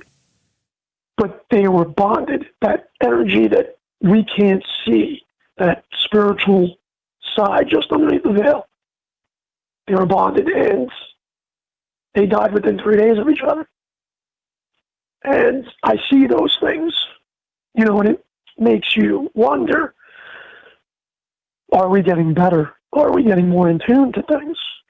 I think a lot of us are getting more in tune to things. I think when we shut the news off or listen to it in the limited version and not be bombarded, I think we have time to silence our minds and get a message. Everybody's message is going to be different. Some people, that guy Jeebus was talking about a little more esoteric and investigation, and for sure Aleister Crowley chanting and releasing things. You could say he did or he didn't, but that word is out there, and then that belief is out there. And once that belief is out there, those words have power. If we believe there's going to be a change, there'll be a change.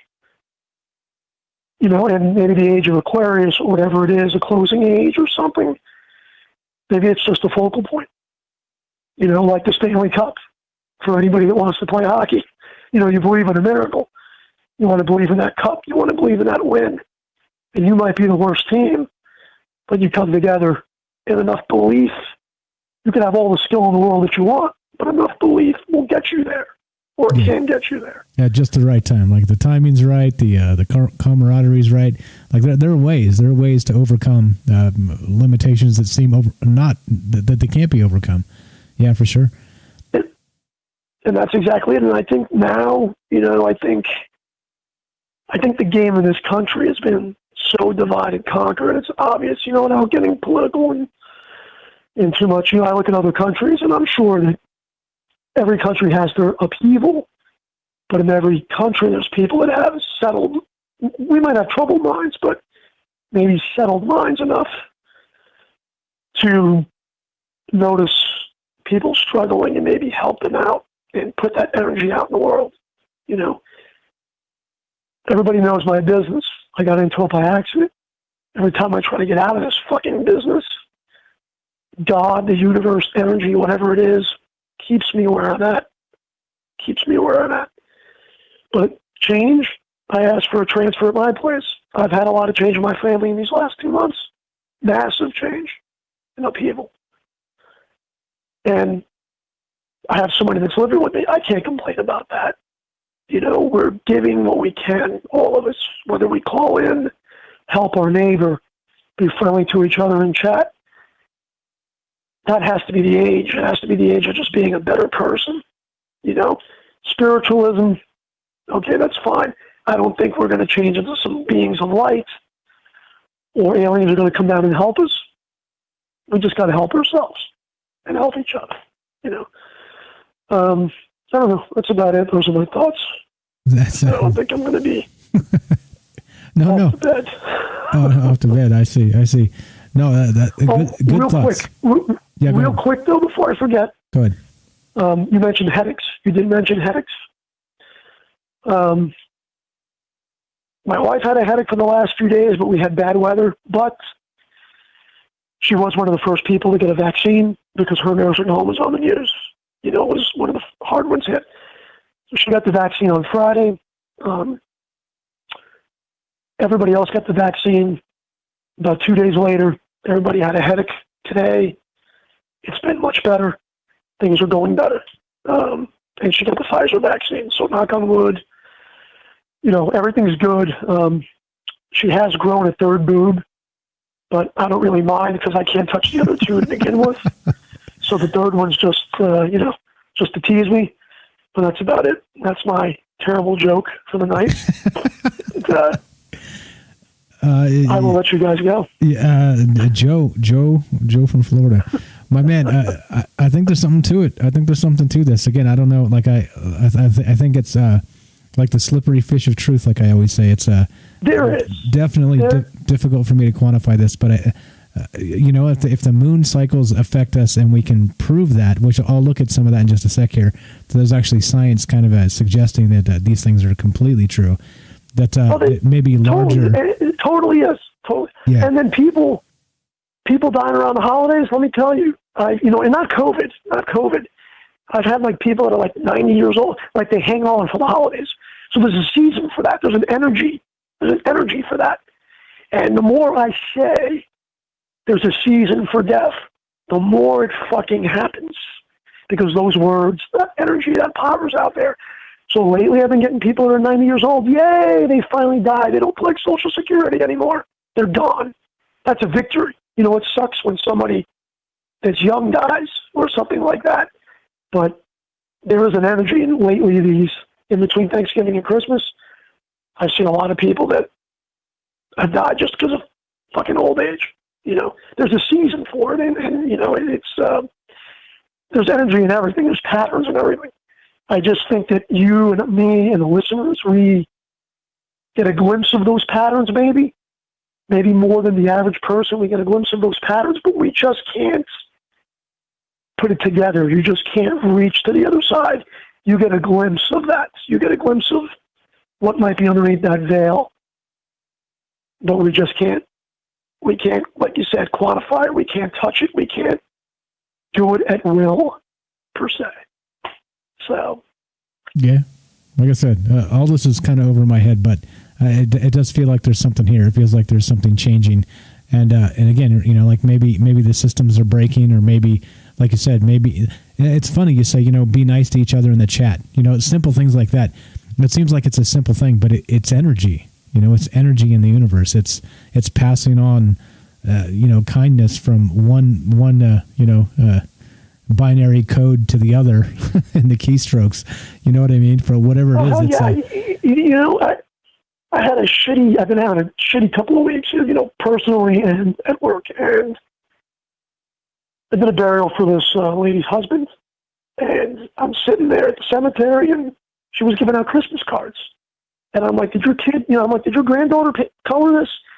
And she's like, no, I did. And the lady was like 81 years old, but she made this Christmas card, and I was smiling. It was like that little thing that was making me smile, because my holidays are going to be rough. But that energy, and then today when I got to the office, she didn't email me or do a Google review. She hand wrote me a letter. How many people handwrite letters anymore? Not anymore. That would be enough to make a smile on anybody. If I hand wrote everybody a letter on this list, they'd probably be like, oh, that's kind of cool. You know, even if it was just a split second. You know? So it's the little things, man, and the little things hopefully get on to bigger things. And yeah. And bigger things become a movement. Yeah. You know, and when they become a movement, they release a virus, and then we all go back home again. You cynical asshole! Why'd you have to ruin it? Because here's the thing, I'm the most upbeat, cynical asshole there could be. Yeah, that's true. That's true. That's true. Otherwise, I wouldn't feel comfortable I would calling just you that. assume body check you. I would just assume body check you, and then shake your hand and be done with it. That's the way it goes. So, Nice. Have a good night. I appreciate it, my man. Joe from Florida, God bless you and the family. Stay safe. Thanks again for participating in the call. Yes, and you too. We'll talk Have a to you good soon. Christmas, guys. Thanks, All you too. Bye-bye. Happy holidays, Merry Christmas, etc. Thanks for the call. Thanks for bailing me out. There's a lot of things here that Michael Strange knows some things, but there's a lot of other things he doesn't know. And we're kind of in that realm right now. So if you guys have hot takes on this, you want to talk about astrology or this great conjunction, the age of Aquarius, maybe how it's changing the world physically, spiritually, culturally, whatever it happens to be. Do you believe this is a thing? Do you believe it's a bunch of hogwash, or what's really happening here? And has it affected you? Do you think that maybe this virus has something to do with it? Do you think it's part of this change as we go from one cycle of one solar minimum, as Jeebus said, to another, to a larger cycle here? Who knows? Like, these things I do not know. Let's see. Trey says, "What's up?" Trey on Facebook says, "Who or whatever created us doesn't care. We're a cosmic experiment." And that's I think that's a slam dunk in Joe's cynical point there. A cynical. Okay, so this is the deal. We're about halfway through. So here's what we're going to do. Just take a quick 2-minute break so you guys can hit the restroom, refresh your drinks, grab some popcorn, whatever you're going to do. Just 2-minute break to kind of break this up. And then I'm looking for you. I'm looking for you guys to help out here because this is not something I know a ton about, but I have some information I'm going to get to in a sec here that's curious, and some of maybe the scientific papers and some other articles where they talk about why we're affected by these celestial things. Okay, so we'll get into that in just a sec. We're going to take a quick 2-minute break. So do your thing, stretch your legs, go look at the stars real fast, grab a drink, chill out, hang out. We'll be right back. 2 minutes to talk more about the Great Conjunction, the Age of Aquarius, and how all of this may or may not affect you.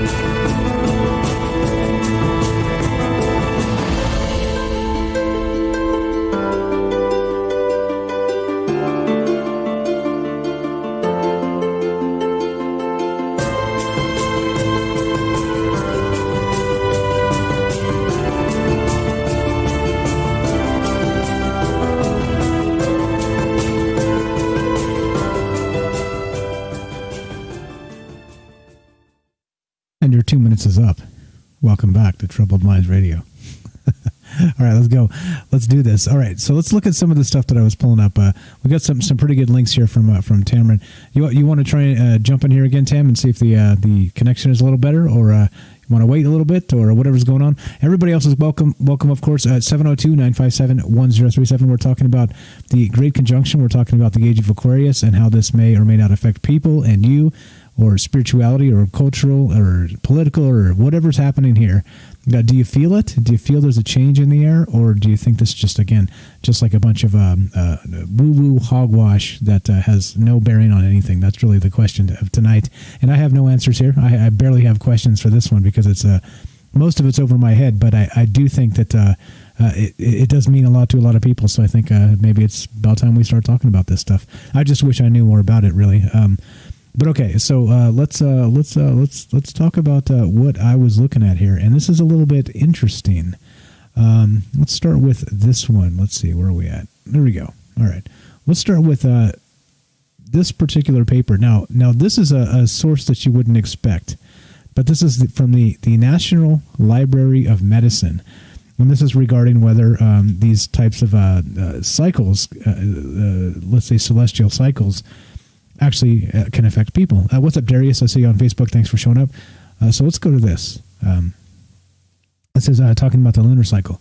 And again, this is a National Library of Medicine, right? So an actual, as you would expect, a paper, as it were, right? And tons of good information here. But let's read the abstract. Human and animal physiology are subject to seasonal, lunar, and circadian rhythms. Although the seasonal and circadian rhythms have been fairly well described, little is known about the effects of the lunar cycle on the behavior and physiology of humans and animals.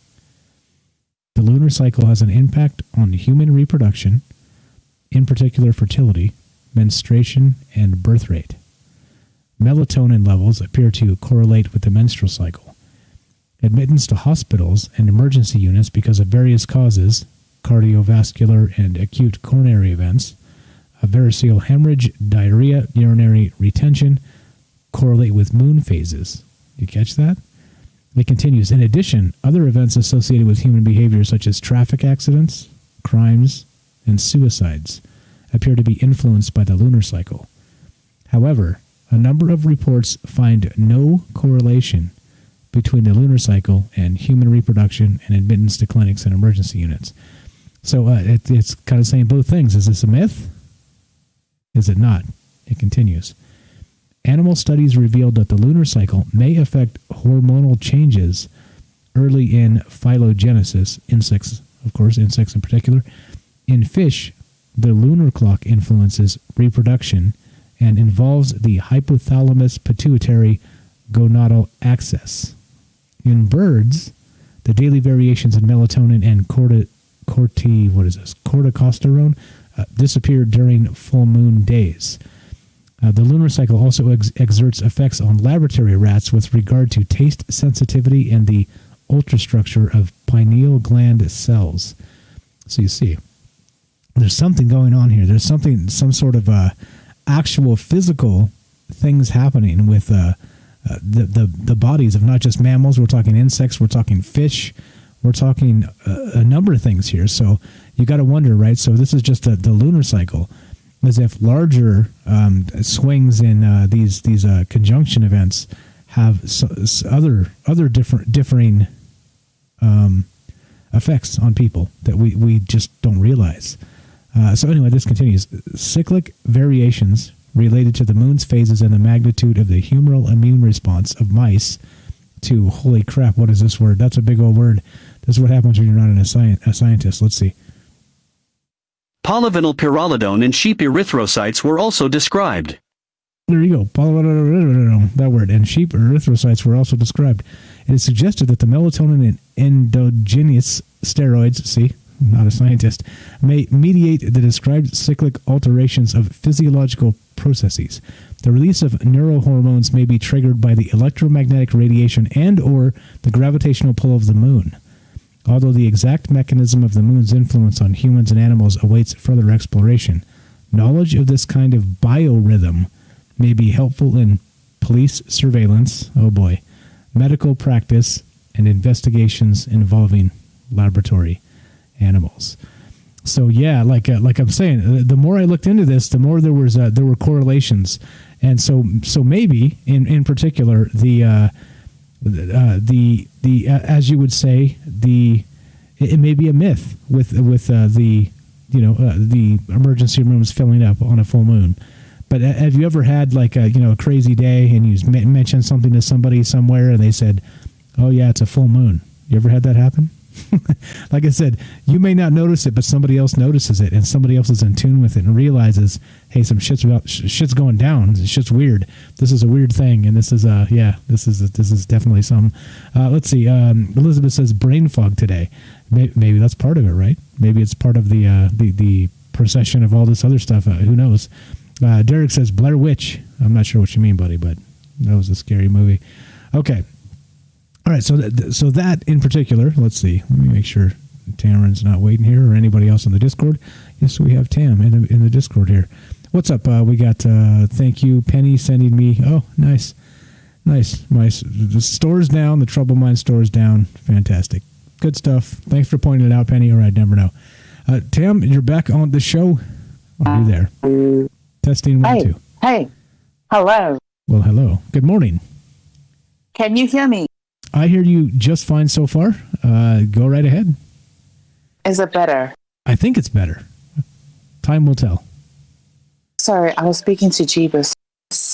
Oh, that's okay. Did I pull you out? Yeah, the guy's great, isn't he? I'm telling you, he's dropped some amazing stuff in Discord. Like I said, a lot of the stuff he talks about is way over my head, but he's taught me a lot of stuff. So yeah, definitely cool dude, huh? Yeah, the time I've been waiting to get on the call, I've just written a whole bunch of like half a page of notes. Okay, all right. Just so informative. Oh yeah, exactly. Yeah. Again, join the Discord, guys. Lots of smart people on there sharing lots of good information. Definitely good stuff. Okay, so I fumbled through half of this. What have I missed? What have I missed? Like I said, so much of this is over my head that I kind of don't really know where to start. I know you can tell my energy's frazzled because not because I don't. I can talk, but you see what happens when I kind of don't have like a narrative from like the where we start to where we finish. I get a little frazzled, but it's okay. We're all human. I'm not scared. I'm not scared if you're not scared. I had to get on the. Sorry. Uh-oh. Cutting out again.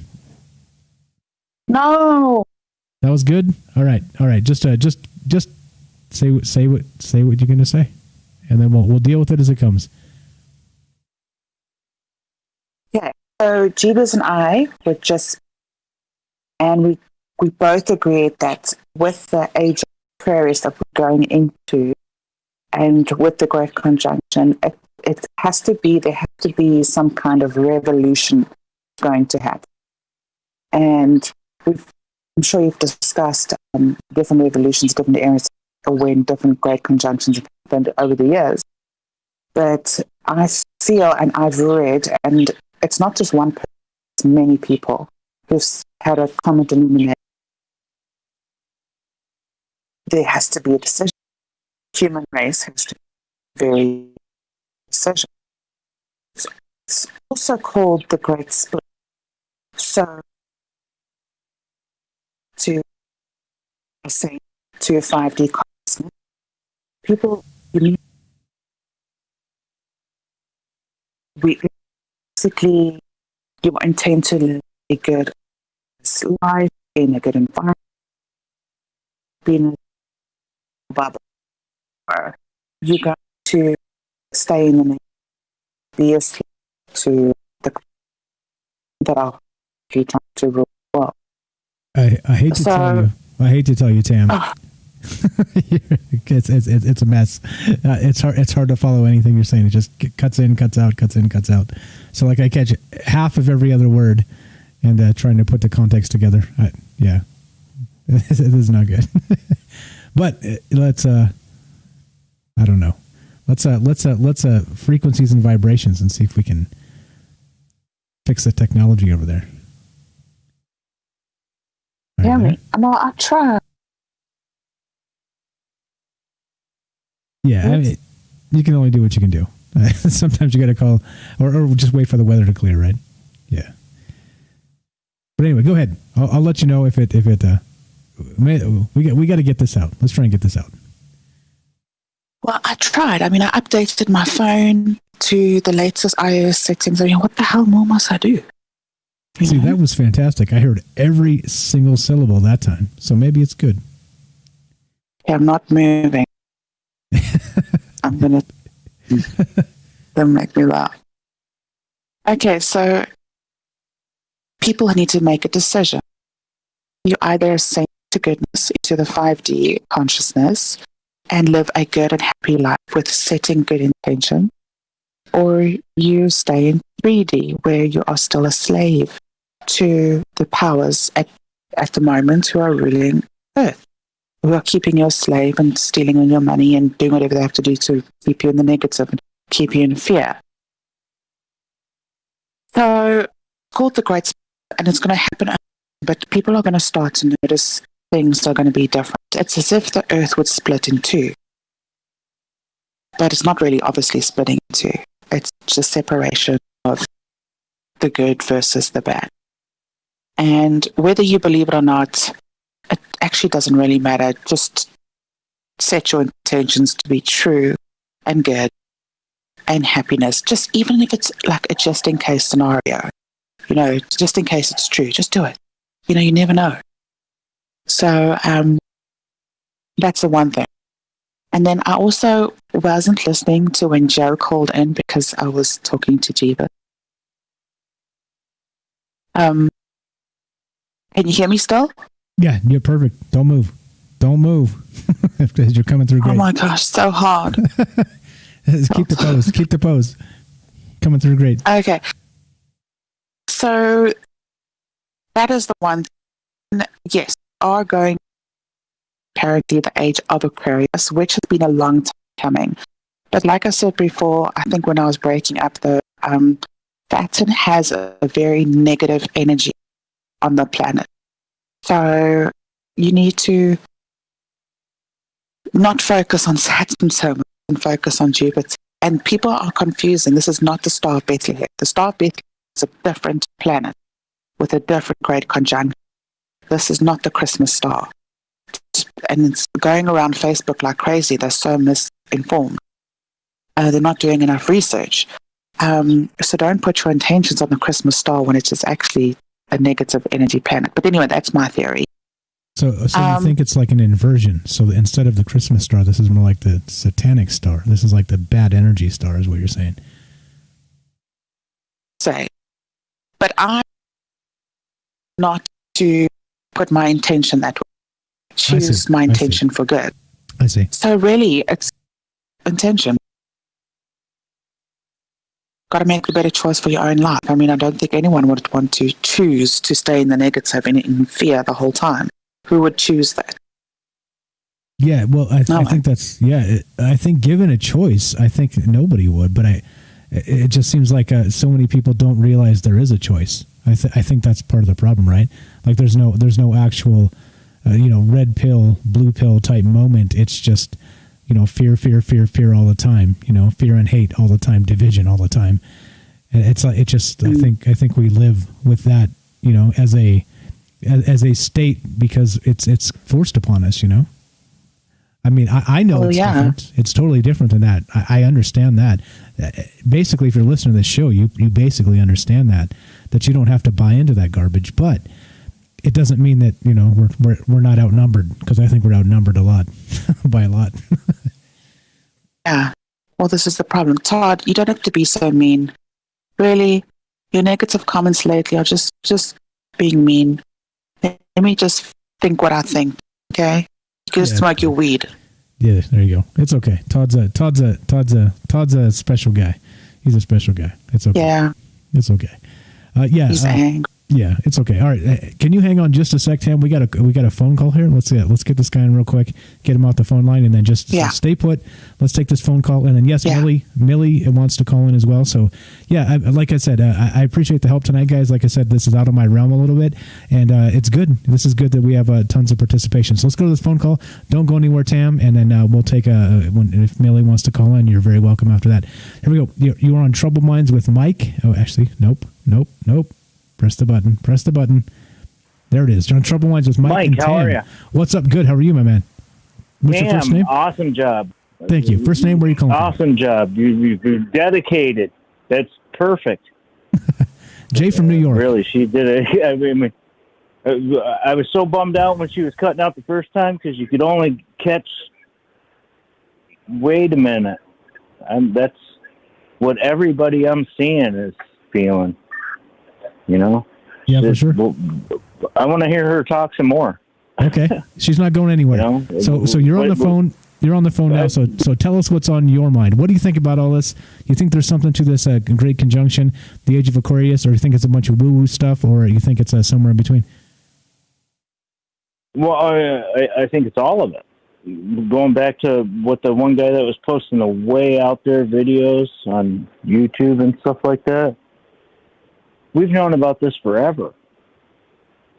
I mean, we're being played, you know, $600 stimulus. Come on, give me a break.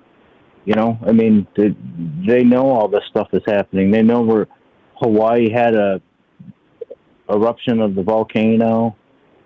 You know, we had a major snowstorm here. Now we're going to get hit with a major rainstorm and followed by a major snowstorm. You know, the weather's going crazy. And it's right. You know, there is gravitational attraction between us and all the other planets and all that. It messes with our minds and, you know, probably does something to our magnetic protection from the sun and all that. I mean, we're right on it. Why more people aren't talking about it? Yeah, it is weird. I did find, I'll go through a little bit more of this as we go, but I did find quite a lot of information that not only suggests, it almost cements the fact that there's a human connection to this celestial stuff. It's just that nobody can really measure it at this point. It's just kind of, you know, like they try and put some science to it and everybody kind of shrugs after a little bit. But yeah, it seems to be a thing. It definitely seems to be a thing. How about you? Did you feel anything physically or let's say magnetically, spiritually, whatever frequencies, vibration? Did you feel anything different in the last couple of days? Well, I mean, I always do coming close to the full moon. I've got Crohn's disease, and they always kind of throw me for a loop when headed towards that way, you know? So I don't know which one is which, you know? I can't tell. Yeah, yeah. Is it now? Is it because of that? Is it because of that? You know? And start listening to your show. It's like, you know, checking out WebMD to find out whether or not that little bump on your thumb is cancer or, you know. You can't go to WebMD. Everything's cancer, man. Everything's cancer on WebMD. You know. You can't go there. Yeah. But back on what we were talking about, my cousin called me kind of out of the blue today during working time, which never happened, so I had to answer. And her grandson was born with a really odd 15th missing chromosome or something like that. It didn't fuse right. And the guys are like adamant about getting the first shot into the kid before Christmas, into his spine, to change his DNA. And I was like, what the fuck are you talking about? Like that's and she possible. goes, yeah, they want to put him under and shoot this stuff in phase 1 of a clinical trial that they're not allowed. They have to sign a non-disclosure agreement to let the kid take it. Holy shit. That they're not allowed to talk to anybody. Yeah, and I'm like, they're like, what do we do? And the kid is, you know, he's 3 years old, but he's developmentally probably about 9 months. You know, probably top out about 5 or 6 years at 30, you know. Start walking at 8. And I'm like, I don't know. What do? You pray a lot, flip a coin, and let God decide whether or not it's heads or tails? I mean, I don't know. How would you do that? That's awful. If you had a child that was I think that's one of those ones, right, where you think you would do one particular thing, but then when you're in, walk a mile in those shoes, and you want to do what's best for your own child. It could be really good. It could be really bad. We don't know. Yeah. I mean, it's only phase 1, but we got to do it before Christmas. What the fuck? That's the weird thing. Yeah, that's the really weird thing about it. Yeah. Can you hear Tamron? Yeah. Can you hear me? Oh. Go ahead, Tamron. Go right ahead. I didn't realize I could hear you. We're fixed. Everything works on a 3-way call here. This is amazing. Yeah, go ahead. I can't believe what you just said. I can't believe what I'm hearing. Yeah, that's crazy. Who the fuck would do that to their kid? 45 minutes. Yeah, I don't know. Dropping all kinds of scientific data on me and everything else like that. And I'm like, I'm driving around in the car. I need a pen, a laptop, an iPhone, an iPad, and all kinds of stuff so I can start researching the amount of crap. And the mother of the child is, she's a drug addict and basically non-existent. But she has to sign for it. And there's not allowed more than one person in the consultation with the doctor at a time because of COVID restrictions in New York State. Holy smokes. Wow. Scared that kid. So it's like, what do we do? I'm sorry, I didn't hear you, Pam. That little kid must be so scared. So scared. The little kid knows nothing. He knows nothing. He's happy. All he wants to do is eat and doodle. So he's happy as a clam right now, as he is. He knows nothing, but he can't communicate anything. He can't walk. Yeah. So no actual. He's a baby sitting in a high chair with a tray full of Cheerios. Yeah. No higher functioning. Happy brain. as a clam. Yeah. That's all of that is unbelievably tragic. Yeah. Yeah. But the fact that they want to do it before Christmas. Yeah, that's weird. All of a sudden, hey, we've got this brand new phase 1 shit where we're going to fuse DNA back together on the 15th chromosome. That's bizarre. Like, why's it got to happen right this second? Yeah. Now. Yeah, it's got to happen now. Weird. I wonder if there's They're asking a drug addict mother to sign the paper. That's crazy. I wonder if there's something to do with like end of year, like budgetary this or that, or quotas, or you know what I mean? Like, who the hell knows with maybe? Like, yeah, exactly. Get them in. We can get them in on the grant money. Yeah, who knows? Like instead stuff of like insurance money. Yeah. I used to install carpet in hospitals and hotels and schools and stuff like that.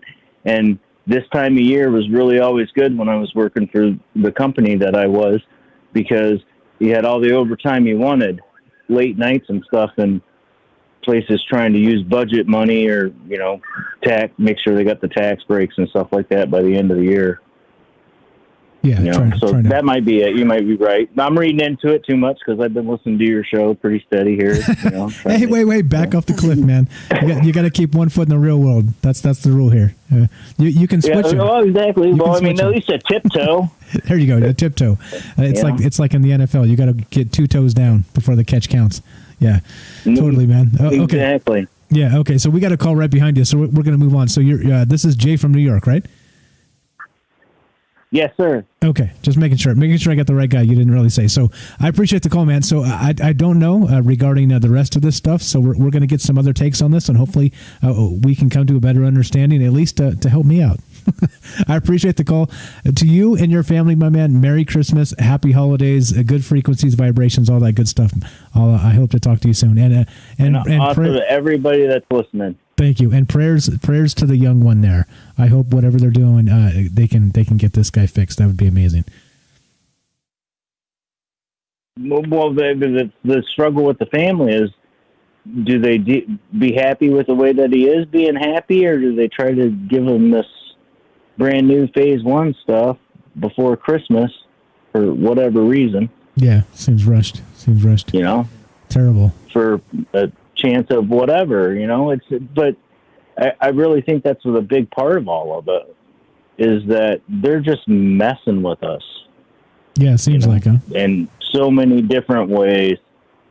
because they want us to be focused on all this horrible stuff, and they don't want people like us talking, saying, it's good, the kid's happy, it's a bad thing to do to the parents, but are they doing that just to throw them one more curveball this year for fun? Hey, we got 2 weeks left, let's get them all in.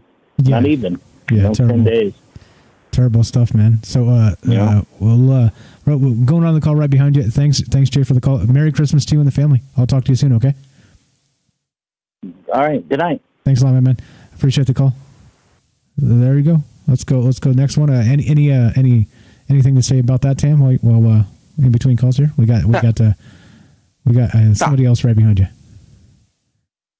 Now you can take the call. Okay, let's do it. Come back. Okay, gotcha. All right, let's go. You are on Troubled Minds with Mike and Tam. What is your first name? Where are you calling from?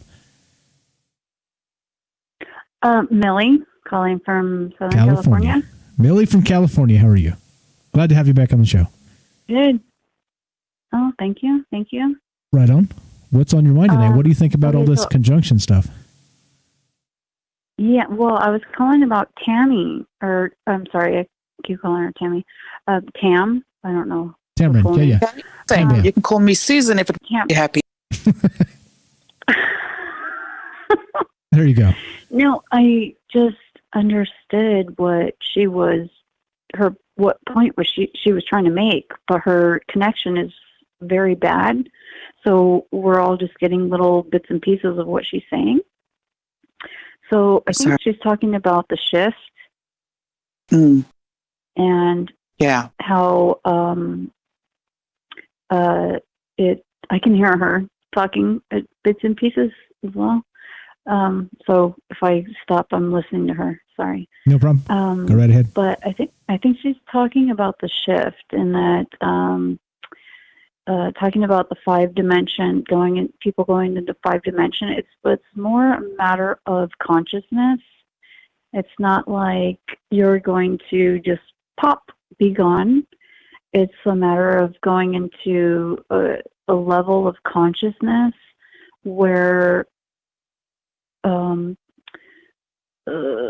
people in the 3rd dimension that don't quite understand that level or frequency, frequency is a better way to put it, that they'll just kind of dissipate out of your life. Not that they just cease to exist, but they just won't be around you anymore. Because your frequency is a matter of... I'm sorry? You're 100%. That's exactly what I'm talking about.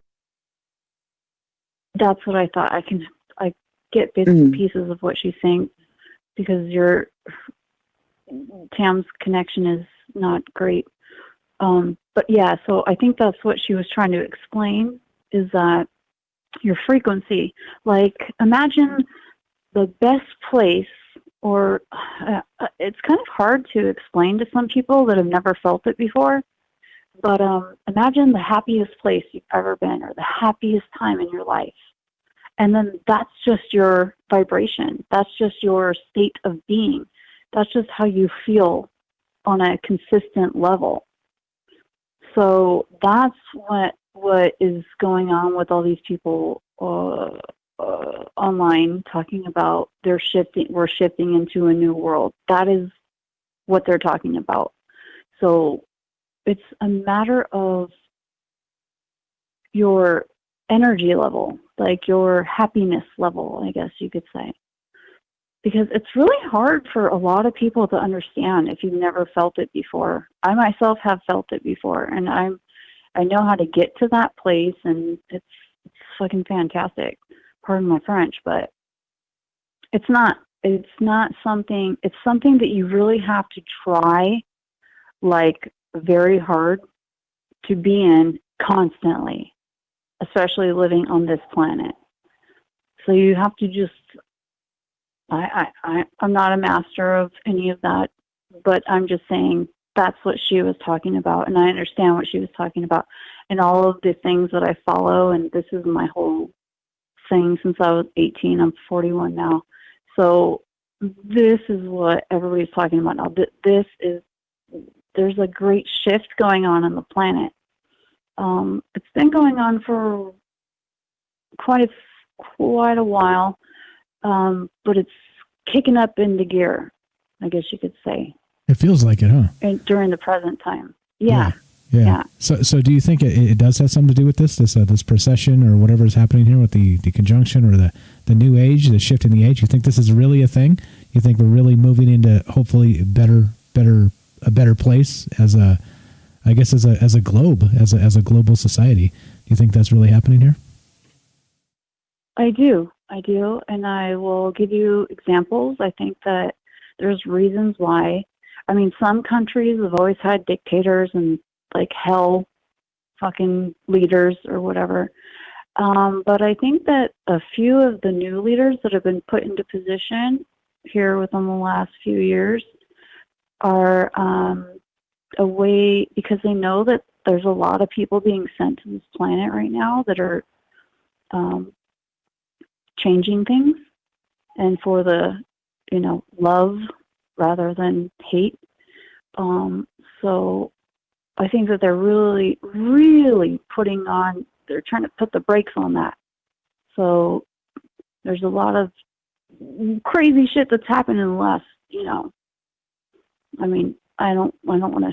8 years since 2012. 8 years, right? That's 8 years. I don't want to say no much further than that. But anyway, I don't want to say, but yeah. So without getting political, obviously, but gotcha. Yeah, I think that they're really trying to put the brakes on it, and that, but people are coming together and they're starting to use understanding, and they're starting to say, hey, violence isn't the way, love is the way. So there's got to be something better. I mean, didn't it show you, like, back in the, I think in the late 90s, early 2000s, parents started saying, you can't spank your kids anymore? Yeah. That's not a way to teach a child. Yeah. Like, you can't teach a child not to be violent if you're using violence against them, right? Yeah. So I think that it started back then, but they're really kicking up a notch here recently. They're really, with the shutdown and everything. I mean, this is a very bizarre time to live in. It's crazy, for sure. You live in interesting times. Stay in your home. I mean, do you see now there's a new strain of the coronavirus in the UK, and they shut down all the borders and all that? I mean, yeah. South Africa as well. We got the second wave happening right now. Oh, really? Yeah. Oh, wow. Yeah. See, so they're pulling out all the stops. I mean, I'm not saying I don't believe that this virus exists. I believe it does. I'm just saying this is just a very weird world that we're living in, and who knows what at this point. I mean, now there's a new strain, so what is that going to say about the vaccine that they miraculously, made in a few months, basically? Actually, I've got news regarding that. So I did see that. So based on what the scientists are saying right now, is that it's a new variant of the virus, and that because it's an mRNA vaccine, they're able to quickly adapt it to match the variant of the virus that's happening. And they said they could probably have a new vaccine within 6 weeks to counter whatever happens if it changes like this.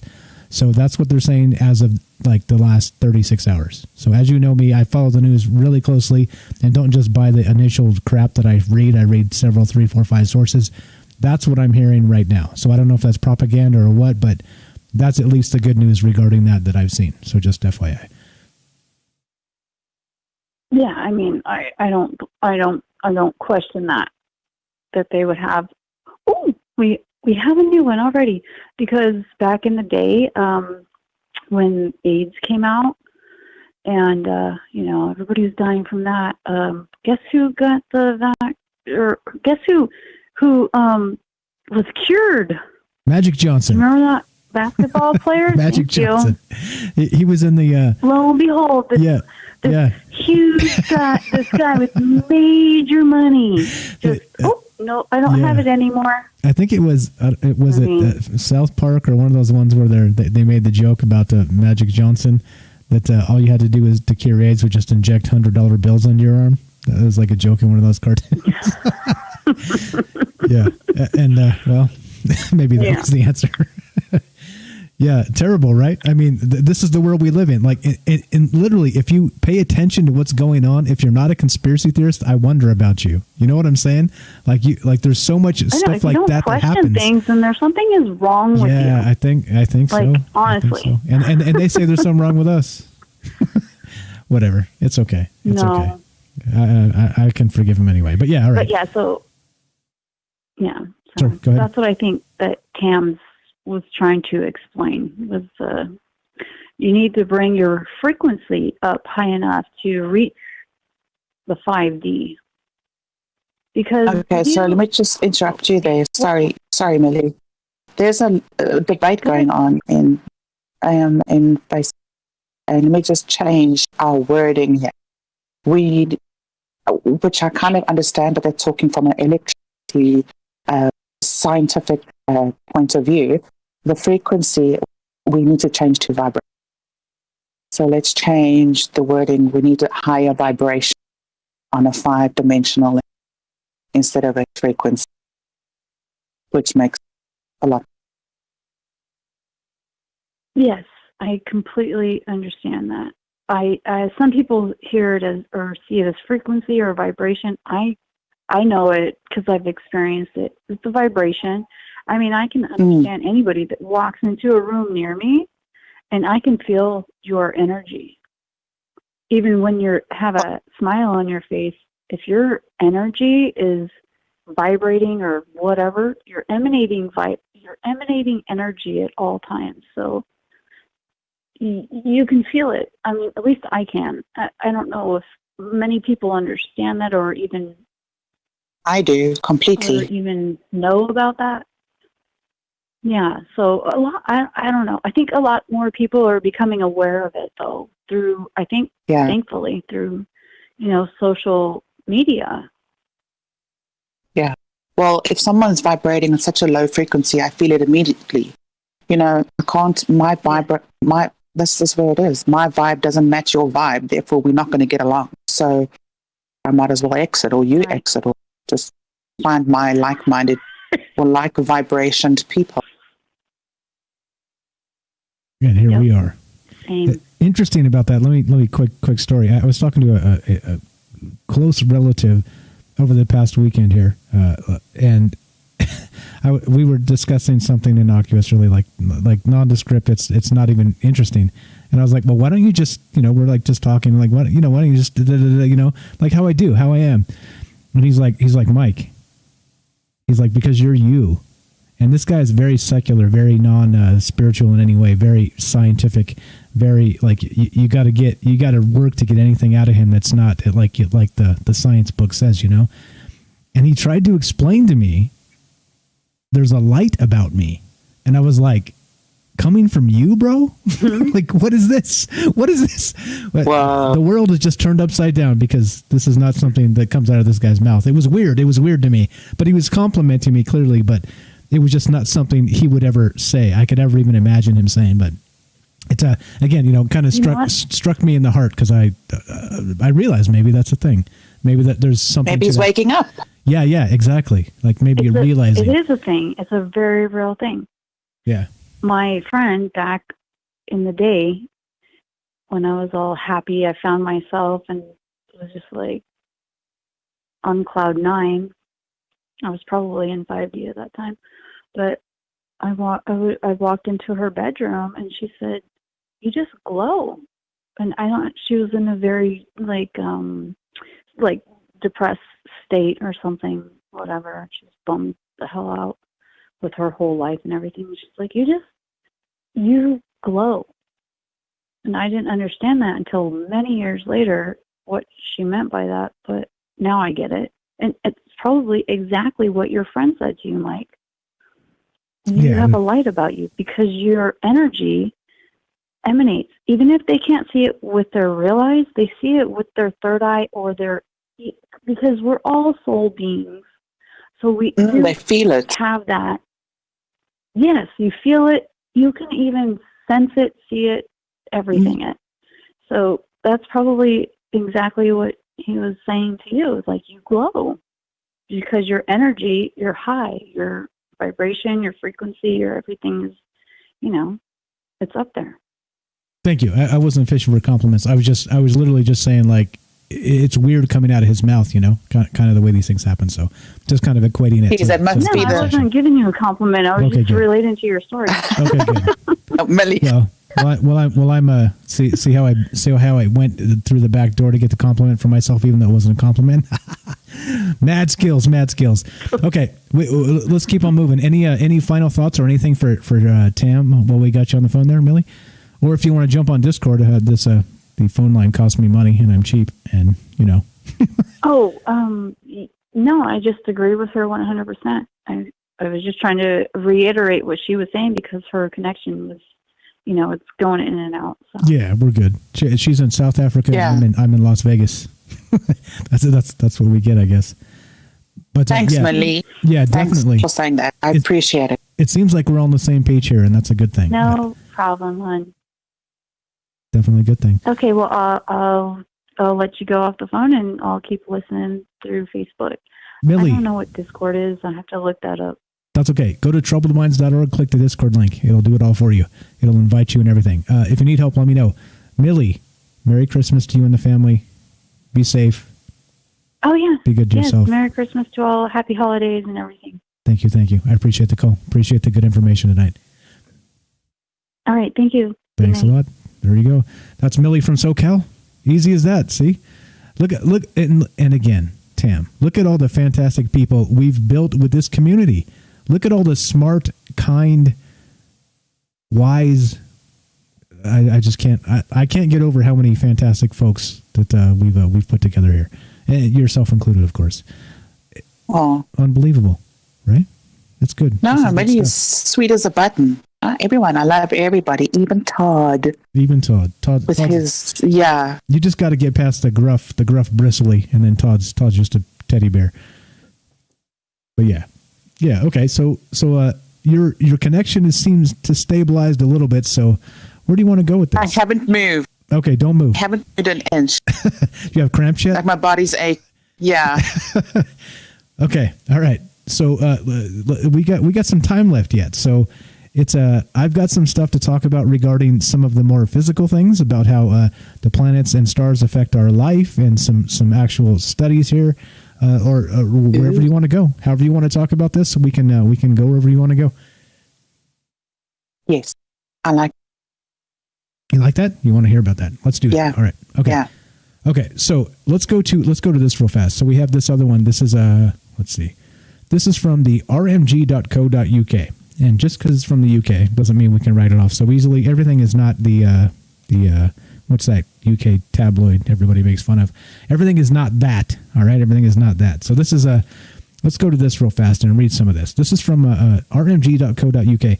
Can the moon affect our health and behavior? And again, same thing. Sleep trouble, violent behavior, mental health, menstrual cycles, all these and more have at one time or another been associated with the moon. Why have people believed that there is a connection between the moon and human health?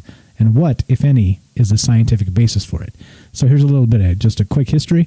The belief in the moon's influence on human sickness and health is ancient and widespread, from early folklore and medicine through to contemporary accounts of full moons and rise in violent crime.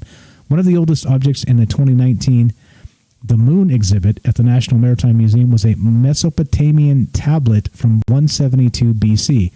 The tablet describes how to ward off the evil effects of a lunar eclipse, which were believed to threaten the life of the king. In ancient Greece and Rome, by contrast, girls were given crescent-shaped amulets on their birthday to protect them from evil spirits. Women also wore them to improve fertility and for protection during childbirth. By the 16th century, tracking the moon's position had become an essential part of medicine, according to Louise Devoy, a curator of Royal Observatory Greenwich. The chart below shows one way in which physicians would determine how the moon affected their patients. And I got this up on the screen if you guys want to take a look. Quote, they used the black spokes on the rotating paper discs, volvels, to keep track of the moon's position. Devoy explains, the waxing phases of the moon were thought to enhance the benefits of bloodletting. In contrast, the full moon was thought to intensify a patient's fever. Look at that. The full moon and the fever, right? That would be sleep. That would be restlessness. That would be end up in the emergency room. So it ends real quick. Similarly, apothecaries created herbal remedies using watery plants that were thought to be influenced by the moon. Anyway, there's more on this. I'm going to link this and you guys can check it out. But thoughts on that, Tam? Seems like we're connected, hey? We're definitely connected. Hey? Yeah. Okay, so kind of sort of brief regarding this. My husband, whenever there's a full moon coming, it's like a man period. Drives me absolutely batshit crazy. And yeah, so I'd always say you're having your myriad, it's happening. I've got to deal with your shit for I don't know how long. And I really do think the moon has effect. Science aside, scientifically, it obviously affects the ebb and flow of the ocean and everything else on the planet. But let's look at the spirituality part of it. Witches, they definitely believe in the moon and all its cycles. And when, if you're spiritualist, you put your crystals in the sun, in the moonlight to cleanse your crystals. So there is a lot of theories or truths or beliefs that stem from all different avenues of different people and different timelines and all sorts of religions and backgrounds and wherever it comes. So what? We can't say no, it doesn't exist, that we can't believe it, because all the evidence is there. If it was one person, we'd say, no, we don't believe it. But it's millions and millions of people, so there has to be some sort of truth. Yeah, agreed. And here's a great comment by Sherry on Facebook. Sherry says, water is of major importance to all living things. In some organisms, up to 90% of their body weight comes from water. Up to 60% of the human adult body is water, according to H. Mitchell, Journal of Biological Chemistry. The brain and heart are comprised of 73% water, and the lungs are about 83% water. Meaning, of course, that if the moon gravitational pull affects the oceans the way it does, and we are mostly water as flesh beings, it's pulling and pushing us, maybe not in like a physical sense, like it knocks us off balance, but our, like the actual, like what we're made of feels this and maybe changes and agitates the moods, right? Interesting stuff there. Yeah, but let's talk about the physical. We've got, it will create maybe an increase in water on the brain. That could be an effect. That could make you crazy. Makes sense. Yeah, I think so. Too. And again, but so all right. So this is just the moon, though. Kind of like I was saying. So our if we're so in tune with our bodies that so we don't really notice many of these things. But let's say that our bodies are so in tune with the rest of the universe around us, and it's like a subconscious sense, like we don't really get it and understand. Maybe we're moody, right? Maybe you said like the myriad. Like I get them too. I'm sure. Like I'm just cranky for no apparent reason, right? Like these things happen. But maybe it is. Maybe it's like a cycle of the moon, or maybe it's a cycle of the this or the that or the whatever, like celestially, that's kind of agitating us and making us be the way we are. And actually, I think that would explain a lot about humanity in general, right? Like human history. Like, oh, well, that's why the war started that year. There was a full moon at the wrong time. You know what I mean? All the men were together and shit got real. Shit got real. Like Jimmy had a little too much to drink, and Johnny was on his myriad, and then the war started. Exactly. Exactly. Yeah, maybe. Like, who knows? Like, I think this is the thing that, there's a lot to this again, and it seems woo-woo. It really kind of does. But right, again, just kind of based on that, like, hey, our body is mostly water, and the oceans, like the high tide and the low tide, it's an unbelievable amount of gravitational pressure that changes these things. of course it's going to affect us. Of course it's going to affect us. Pretty crazy stuff. But there's more here. There's more. So any thoughts on that? I got some other stuff here regarding the effects on the human body. That is as much as I know about the moon. Okay, there's more. So not just at the planets. This is from themedium.com, and you know me with my sources and my links here. This is let me read a little bit of this. The human body is one tiny universe which exhibits or represents all the 9 planets, including the 12 zodiac signs. Each and every planet and the sign is related directly to various parts of our body responsible for the adequate functioning.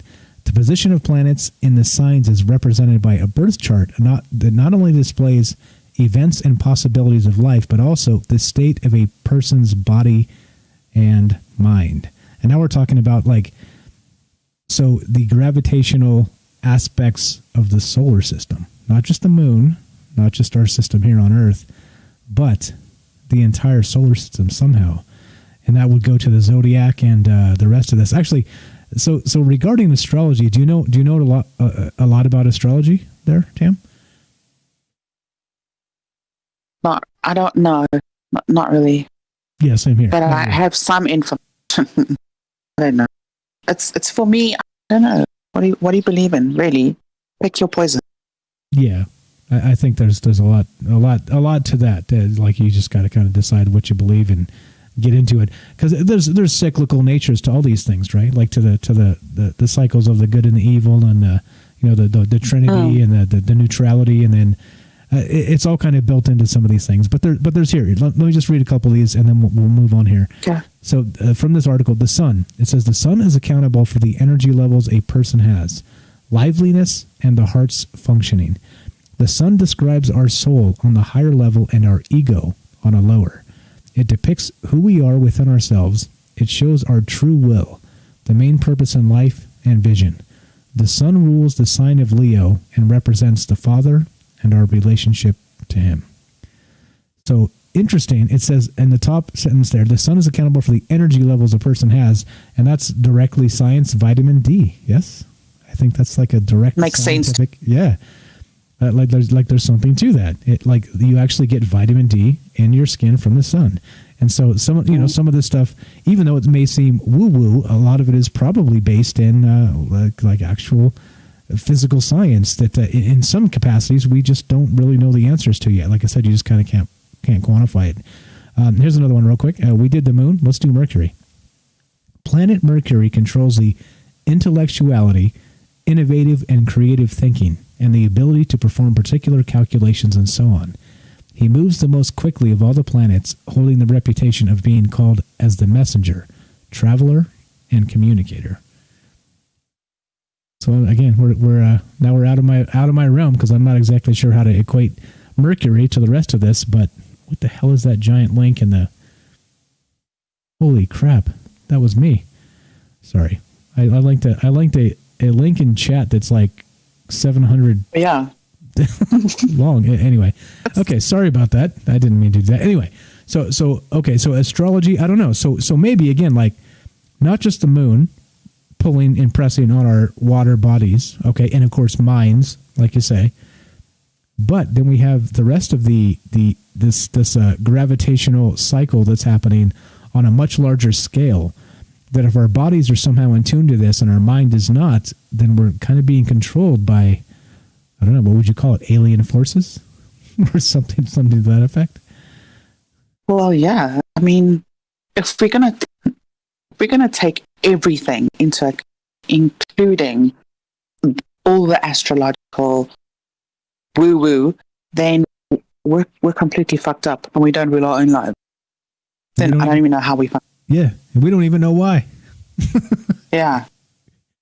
We're just a disaster, and we don't even know why. And I could see some of this. I could see it being a thing for sure. Okay, so you sent me this fantastic document. I know you have it. Do you want to talk about anything while your connection's good? We're hearing what you're saying.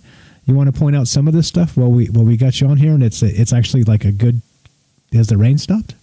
What's it like in South Africa right now? Well, the sun is shining. The weather's quite temperamental. Obviously having its myriad. Yes. So I don't know. Definitely. Mine's tomorrow. I try and get it on non-show days. Hey, Sherry. There's my girl. There we go. What's up, Sherry? I know you. What the problem is that when I sent you all this information, deleted it. You deleted it. I know. All right, that's okay. All right, I'll forgive you.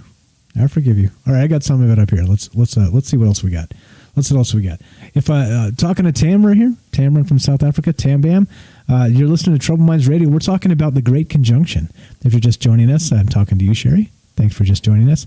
The rest of this, is there some sort of a Age of Aquarius thing that's really happening, or is this just some sort of more BS, more something to talk about? Like somebody said in the chat a little ways back, and I'm not making fun of you. It's just somebody said this is just entertainment. This is just something to talk about. This is not a real thing, right? And I'm okay with that if that's the case. Yeah, exactly. Like if that's your take on it, I'm okay with that. Like it's part of how we kind of reconcile these things as you put them together, because you don't really know, right? I mean, like we have a feeling, we have strong feelings about the truth of things. But would you say, Tam, on average, you know the truth about all the things all the time? I mean, I think I'm no. For that. Of course not. We just don't. We can't. It's a human limitation, right? So as a result of that, here we are asking questions in the dark of night. At least you have the sun up. Many places in the world we have the sun down. We're like whispering in the darkness of midnight, trying to. Hey, did you know the zodiac signs say this? You know what I mean? It just seems weird. It just seems like we're that secret society or some shit. And it's not like that at all, but you know what I mean? Sometimes it seems like that. Yeah. Yeah. Okay, let's see. What else do we got? Okay, there's more. There's more here. Let's go to the Healer's Journal. This is the healersjournal.com. And so this is regarding the sun. And so that huge link hopefully is not the next one here. I'm going to link this and you guys can check this out and follow along if you like. Now listen to this. Again, this is from scientific sources. How solar activity and changes in Earth's magnetic field affect human consciousness and health. Okay, and let's see. Increasing solar activity and disturbances in Earth's magnetic field affect our behavior and health. Climaxing yesterday, this is actually an older article, but the sun will have unleashed 3 X-class solar flares. These are the strongest flares of the year so far, and they signal a significant increase in solar activity with more to come. Historically, research has been conducted to link the 11-year cycle of the sun to changes in human behavior and society.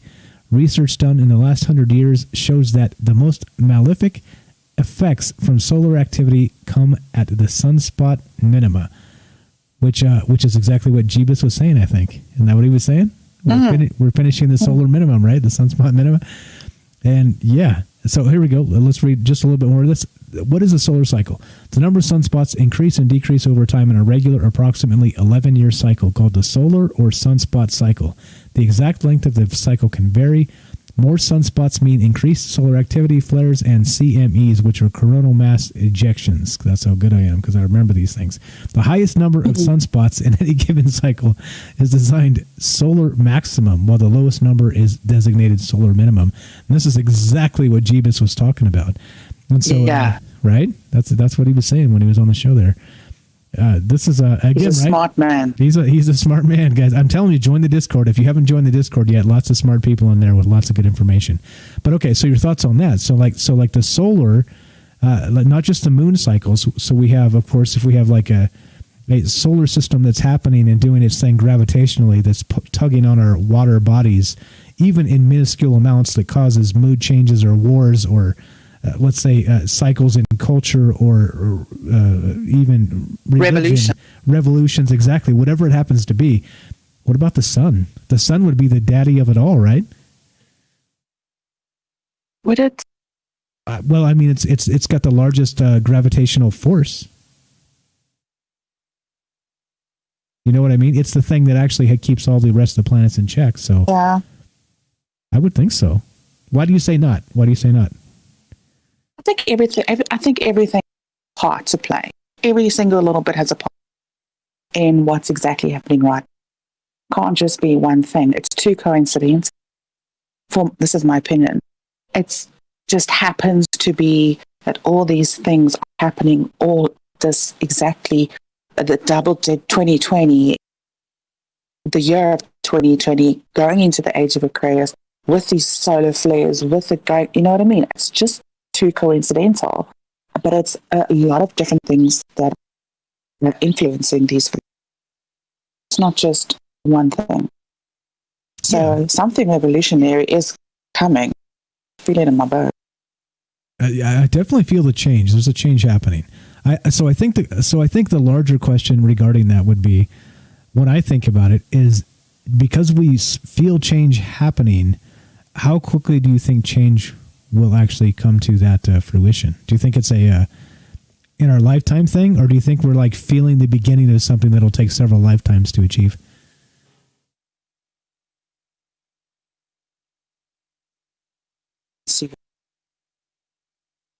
I don't think it's going to be immediately happening tomorrow.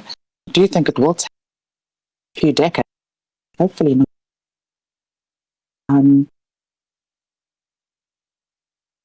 So hopefully our lifetime. Yeah, why not? Why are we here then?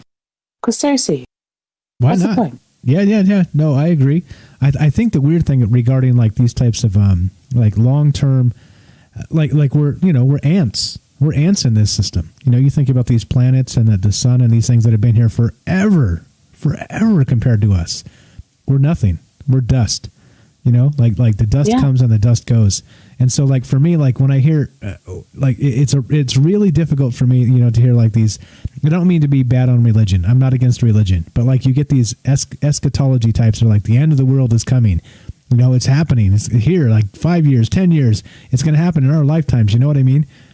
To me, that's like human hubris. It's like, wait, so you think that your lifetime is so important, which is unbelievably tiny and minuscule compared to the solar system and the age of the universe, that you think out of all these billions of years, the end of the world is going to happen and you're like, 80 years if you're lucky. You see what I'm saying? Something like that. It irks me a little bit. You feel so sad. It irks me a little bit. You know what I mean? Well, just that, not that, you can feel a frequency and a vibration like higher than ourselves. Just that, like, it seems that it's almost like snake oil. Like, well, the end is nigh. Yeah, here's buy my meteor juice. You know what I mean? Well, something has to happen. I mean, if the end of times is not going to happen, then something happens. I want to see something. So, full disclosure from the government or whatever. I didn't come here for nothing. I agree. About this time. But don't you think, though, we've lived in pretty interesting times? I mean, I think probably for sure. Against like the rest of human history, I think we've probably seen some pretty insane shit. Yeah, compared to human history, I think we're kind of got air quote good end of revolution. we got it good. To happen. Yeah, we didn't. We're not in camps, concentration camps, and anything like that. Right, exactly. Like starving with the Black Death or this type of thing. Exactly. So, in that way, I'm pretty happy. It is coming. Feel it. Come on. No, I agree with you. But I'm just saying, like, that's why I asked the question. Kind of, is it next year or is it like 1,000 years from now? And we're just starting to feel the beginning of this change. You know what I mean? That's kind of my question. Is like what the scope of this might be. So anyway, again, we don't know the answers to these things. We're just kind of we're spitballing and asking Sherry on Facebook says this. Lots of good chat coming in.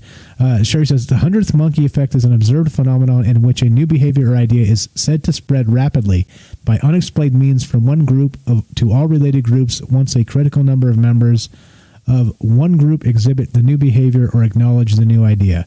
And that's fantastic. That's a great comment, and that sounds good to me. And so how long does that take? I guess is the question. That's the question. Millie says, if you're expecting an instantaneous change, it's happening now, but we are living in it real time, so it does not seem that way for us, but it is happening now. Yeah, she makes a lot of sense. I mean, if you're an empath, if you're feeling a lot more than the average person, you're going to feel that change starting. You're going to feel something happen, quite significantly. But if you're not there yet, and if you haven't experienced what Millie was talking about earlier, experiencing on a high vibrational level and you're still in a middle to lower vibration, then you're not going to feel this until it really makes its significance, it like slaps you in the face. But empaths, feeling it now. We're feeling that change now. How long it's going to last, or when is the full impact going to happen? I don't know. Who knows? Yeah, the questions of the universe, right? We're ants trying to figure out how hot the sun is. I mean, like these types of things. It's ridiculous. So much good chat, guys. Kurt says the Earth is going nowhere. We've been here a very long time, and we'll be here forever. It's a shame so many don't know how special they really are. And I think what you're referring to, Kurt, is that we're energy. Energy can never die, right? Quantum immortality. So in one case or another, you would expect some sort of immortality for people, right? I think maybe I extrapolated quite a bit there, but I think we've talked about that concept in the past, that quantum immortality, and somehow that energy doesn't ever dissipate; it just kind of changes forms. And so much good stuff. Like again, right? I didn't expect this to turn into the existential humanity type conversation, but it seems like when you kind of go into the cosmos, you end up here, don't you? Oddly enough, it's got such good things to say and such good opinions. It's really, quite knowledgeable. So it does, make a shift. Love. Agreed. 100%. Let's see. Sherry says, universe is you inverted. Yeah, it seems like, right? It definitely seems like. And Todd, here we go. OG Todd says, the universe is conscious. The planets are conscious. They even give off their own radii frequencies. The universe is mental. All right. That's a panpsychism. That's a whole nother show, that radio. They give off their own radio frequencies, he says. And Sherry says consciousness is energy. So I mean, lots of good comments here, and I think maybe that is it. Maybe we are that, like you said, Tam, that fifth what'd you say, the fifth help me out here, dimension vibration. Yes, fifth dimension vibration. And they've said, even in the extraterrestrial circles, the UFO community, that maybe that's why they're here, to kind of they've moved on to this transhuman type of biomechanical type of life, and they're here because we have this vibration that they no longer have, and so they're here. And sorry, go ahead. But isn't energy such a beautiful? I want to say concept, but I'm going to get crucified for that. But it's such a beautiful thing. I mean, energy has so much potential. It's so, as in humans, we can attract so much of energy. We attract what we think. We attract what we believe. It's all this energy. If we just focus and do it differently and learn about it in such depth, we are really masters of our own universe. And it just, it's very hard for some people to understand this. Majority of the people on here do. But it's such a brilliant thing that I'm not just, hard matter. I'm energy, and I can attract what I want with the right intention without hurting anybody. And it's such a great thing to have, ability. It is, and oddly enough, from time to time, the conversation kind of ends up in this realm again. For my ally is the Force, and a powerful ally it is. Life creates it, makes it grow. Its energy surrounds us and binds us. Luminous beings are we, not this crude matter.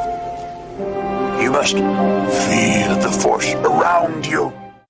Right? It's all about that energy. And interesting, it gives me chills listening to that. It's just, it's like a Muppet in a movie, but the words that are spoken right there are just transcendental. It takes you to a different place that is true on so many levels. A little bit crazy, a little bit fantastic. Very, very good stuff. I don't know if you heard that or not, but I thought it was really good. All right. Tam, you there? Test 1, 2. Oh, Tam moved out of the channel. Can you believe it? Tam moved out of the channel at the exact best part That's the exact best part. Hello? You're back. You're back. We had another call. Who were you talking to over there?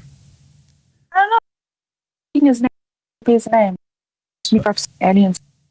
No. Okay. All right. I need a quick break, like 40 seconds. Don't leave me alone. Don't leave you alone. All right, I'm gonna play just a little bit of music for 40 seconds. Hang tight, Tam. I'll be right back. You guys know what I got to do. Drinking beer, sitting here for 3 hours. I will be back very quickly. Let's play just a little bit of music.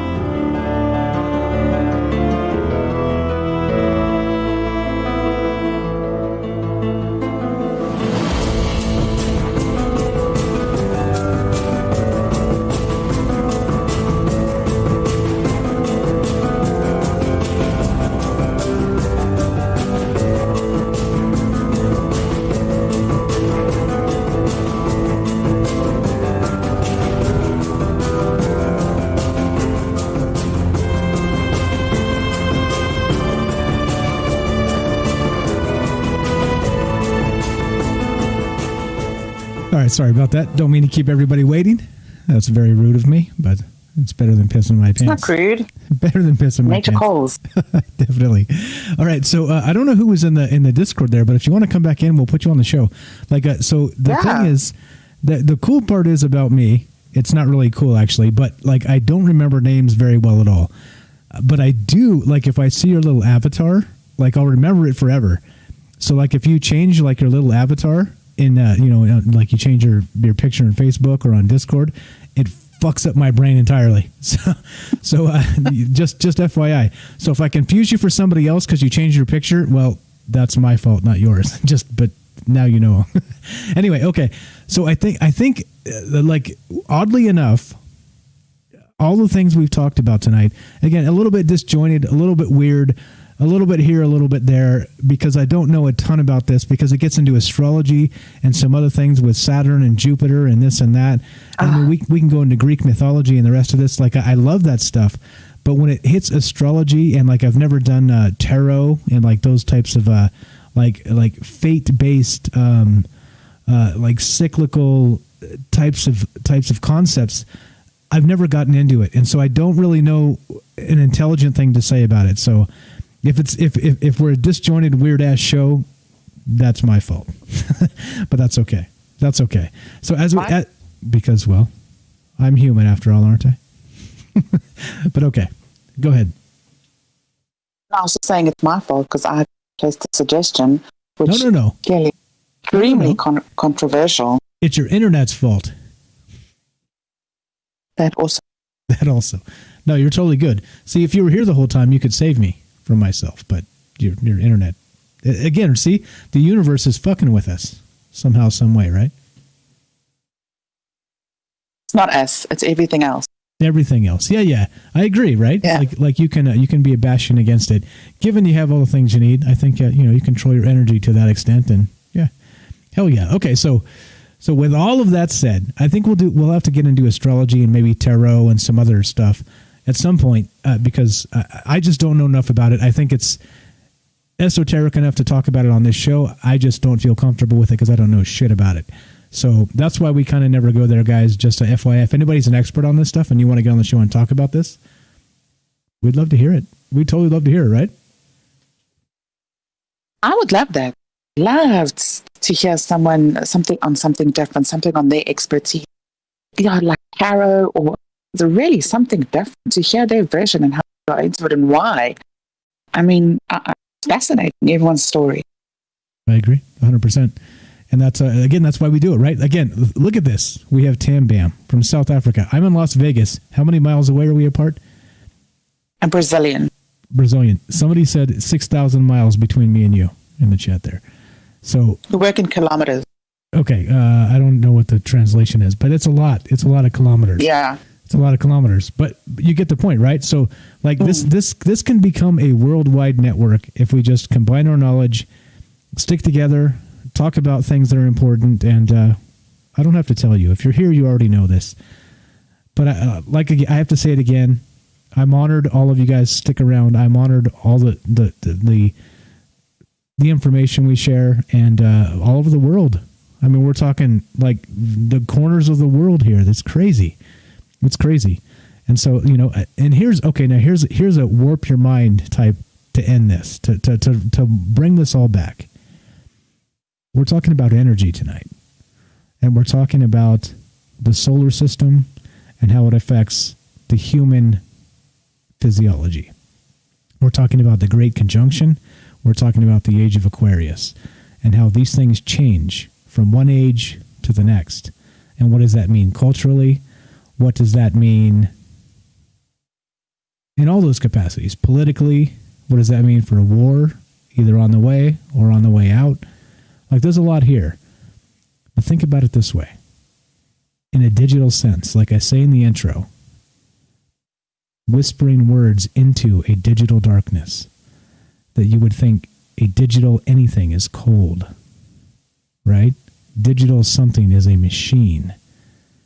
And yet, somehow, some way, the inflection in my voice that spreads out through the entire world, the inflection in Tam's voice and everybody else who calls into this show spreads out through the entire world. And even though it's bastardized by this digital darkness, somehow, some way, we're able to interpret as people the warmth and the life and the breath and the positivity that exudes through the bastardization, right, of the voice, of this digital voice. This is not what I really sound like. It is, but it also isn't, because it's ones and zeros when it reaches your ears. See what I'm saying? Well then. Well then. It's not really what you sound like either, right? I hope it's not. It can't be, because it's digitized. Shame. It's okay. See, sometimes I go super weird, and I just went super weird. But okay, so anyway, we got a few minutes left here. Any final thoughts on the rest of this, Tam? We need to do this another time and do this again when we get a better connection. Connection's still bad. No. That's okay. It hasn't been like this. This is the first time ever it's been like this with you, so it's not a normal thing.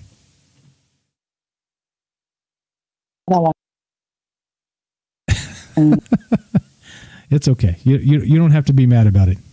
I didn't detect mad. I'm just teasing you. Okay. All right. So you want me to finish this? No thoughts here? Give me some final thoughts. I know you can do it. Okay. Okay, what do we got?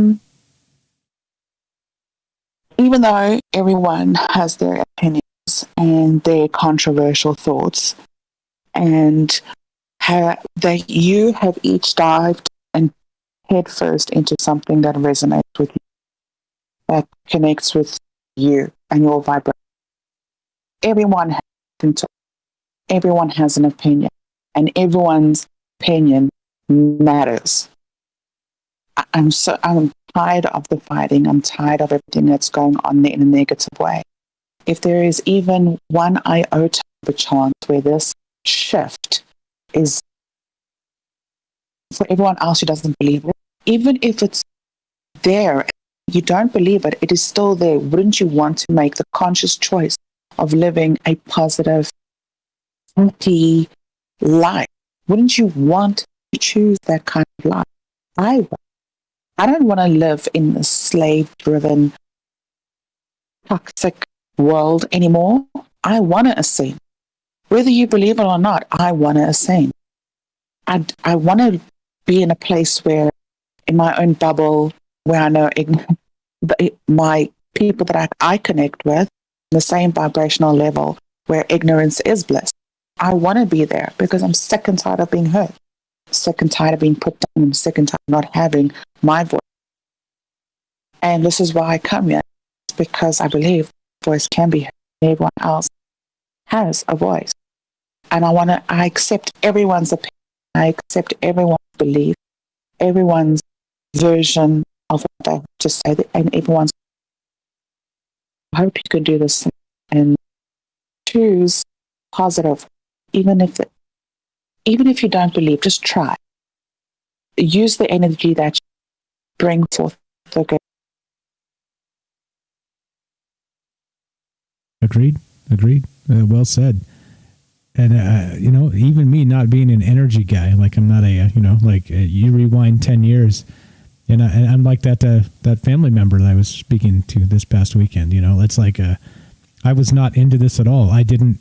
It's not like I didn't get it. I just never tried to wrap my mind around it, but I think it's a thing. I think this is real. I think it's definitely, just like you said, the more of us come together and the more of us with a common mind and a common kindness to ourselves first, because you can't be kind to somebody else unless you were good to yourself. You have to be good to yourself. It's the start. You figure you out and then you pass that on. And yeah, that's what this is about. It is an energy thing. I think it is. And I think we all have that inside of us. And I'd love to think. I want to believe, like the poster behind me. For those of you that saw me on Twitch, I have a poster behind me that says, I want to believe. Just like the Fox Mulder poster. And it is. I think that quantum immortality, that energy doesn't ever dissipate. It becomes another form. And I want to believe that that's the truth. And I want to believe that we have that inside of all of us. And yeah. I want to believe that too. I believe that you would choose.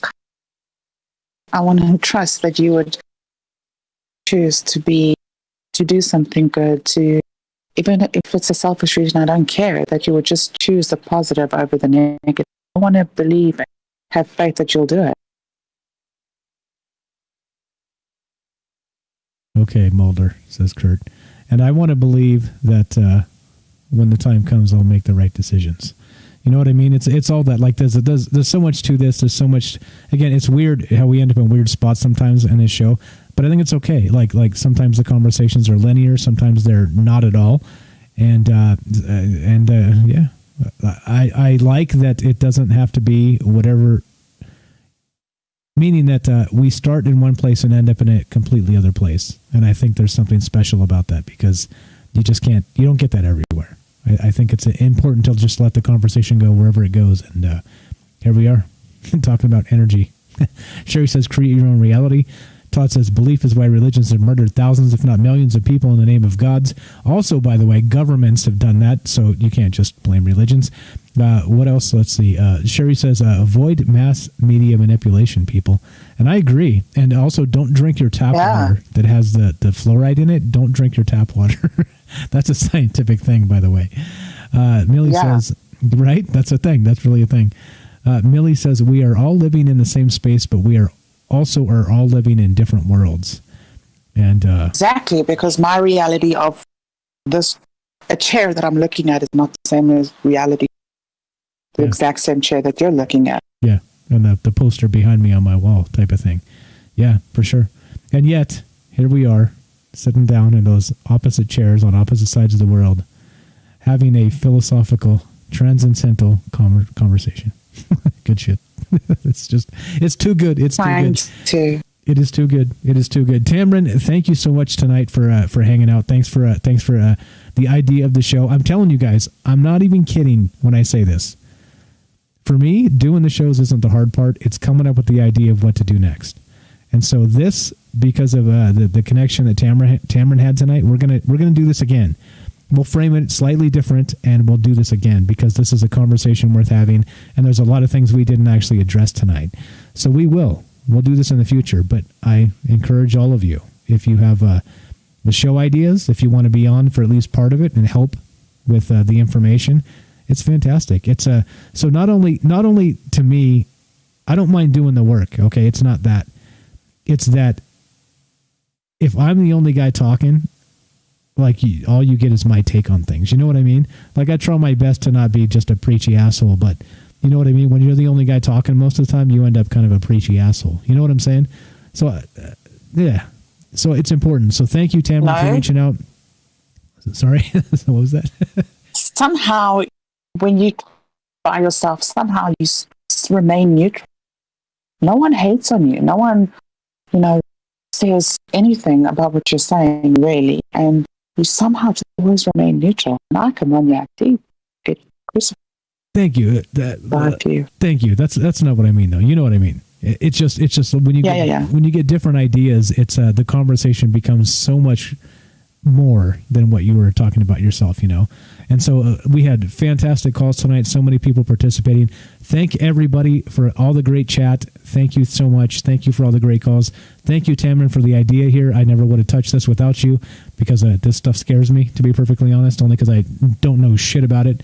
And once I start getting into astrology, my feet get cold. And I start to get nervous, even though I'm not like the nervous guy on the microphone, but I start to get nervous. but yeah, like this is the type of thing you need to do. You need to talk about. You need to branch out, and what's the quote say? Do something every day that terrifies you. It's this is the type of thing, right? Talking about things specifically that I don't know a ton about terrifies me a little bit. And again, so my thanks to you, Tamron. Apologies from the universe to everybody for the internet connection today. It happens. It happened with the guy from the Skinwalker, that guy too. That unfortunately would have been a fantastic conversation, so much better, but his internet was shit that night. It happens. So it's okay. It's okay. It's all good. Yeah, I'm so sorry. No, that's fine. What can we do, right? Again, we're victims of these things sometimes, so it's okay. It's totally cool. Okay, so anything else before we smash the outro music?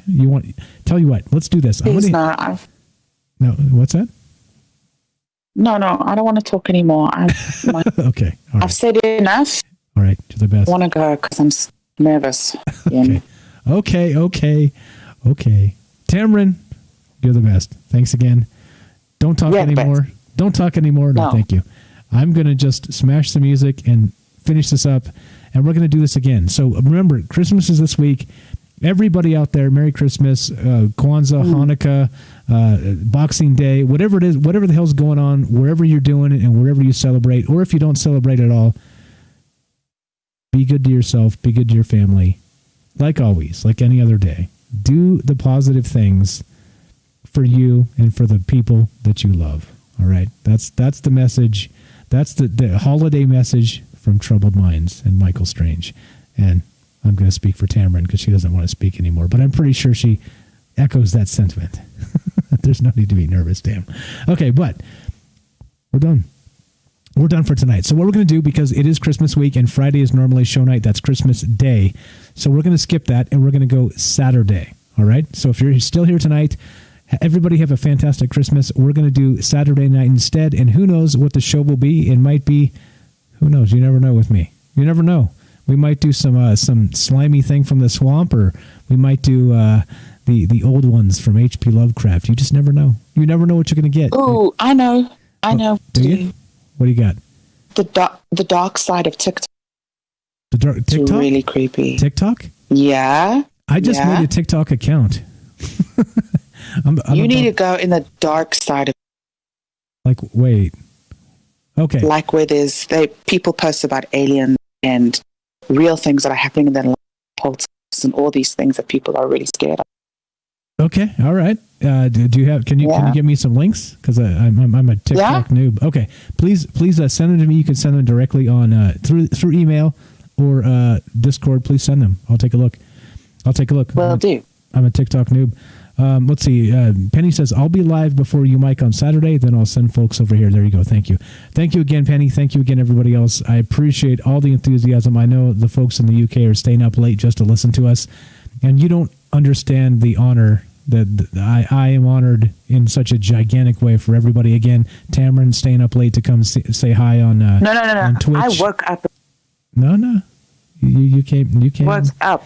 At 2 a.m. to come say hi to me on Twitch. And so, again, like I'm saying, you guys are the best. I know that, We all have our lives and we all have our things to do, but the participation is humbling, and a thank you that I can't express in words. So thank you so much. I look forward to the next one. Be good to each other. Do the holiday stuff, all the stuff, etc. So on. Which button do I press here?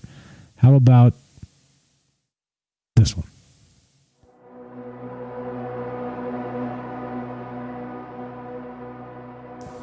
All right, so at the end,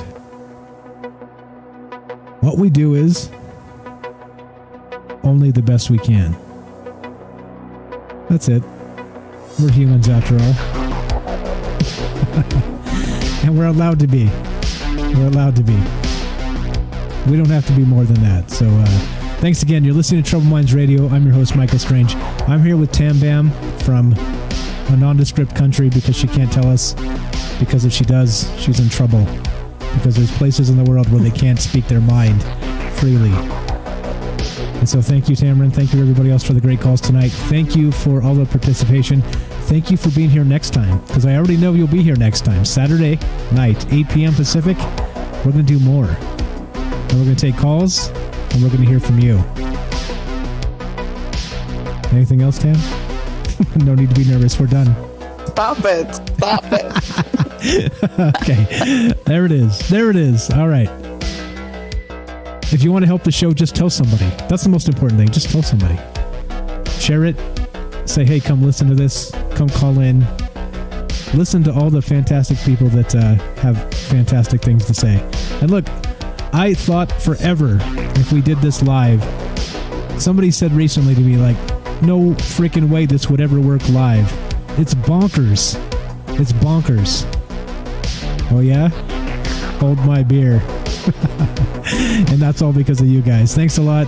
Again, I'm thrilled you're all here. And happy holidays. Merry Christmas. That's right, Super Vike. I'm talking to you. You guys are the best. Thanks for hanging out. Tam Bam, I owe you another one. We'll do this another time. Happy holidays, guys. We'll catch you on Saturday. You're listening to Troubled Minds Radio. I'm your host, Michael Strange. I'm here with Tam Bam. From our Troubled Minds to yours, have a great night.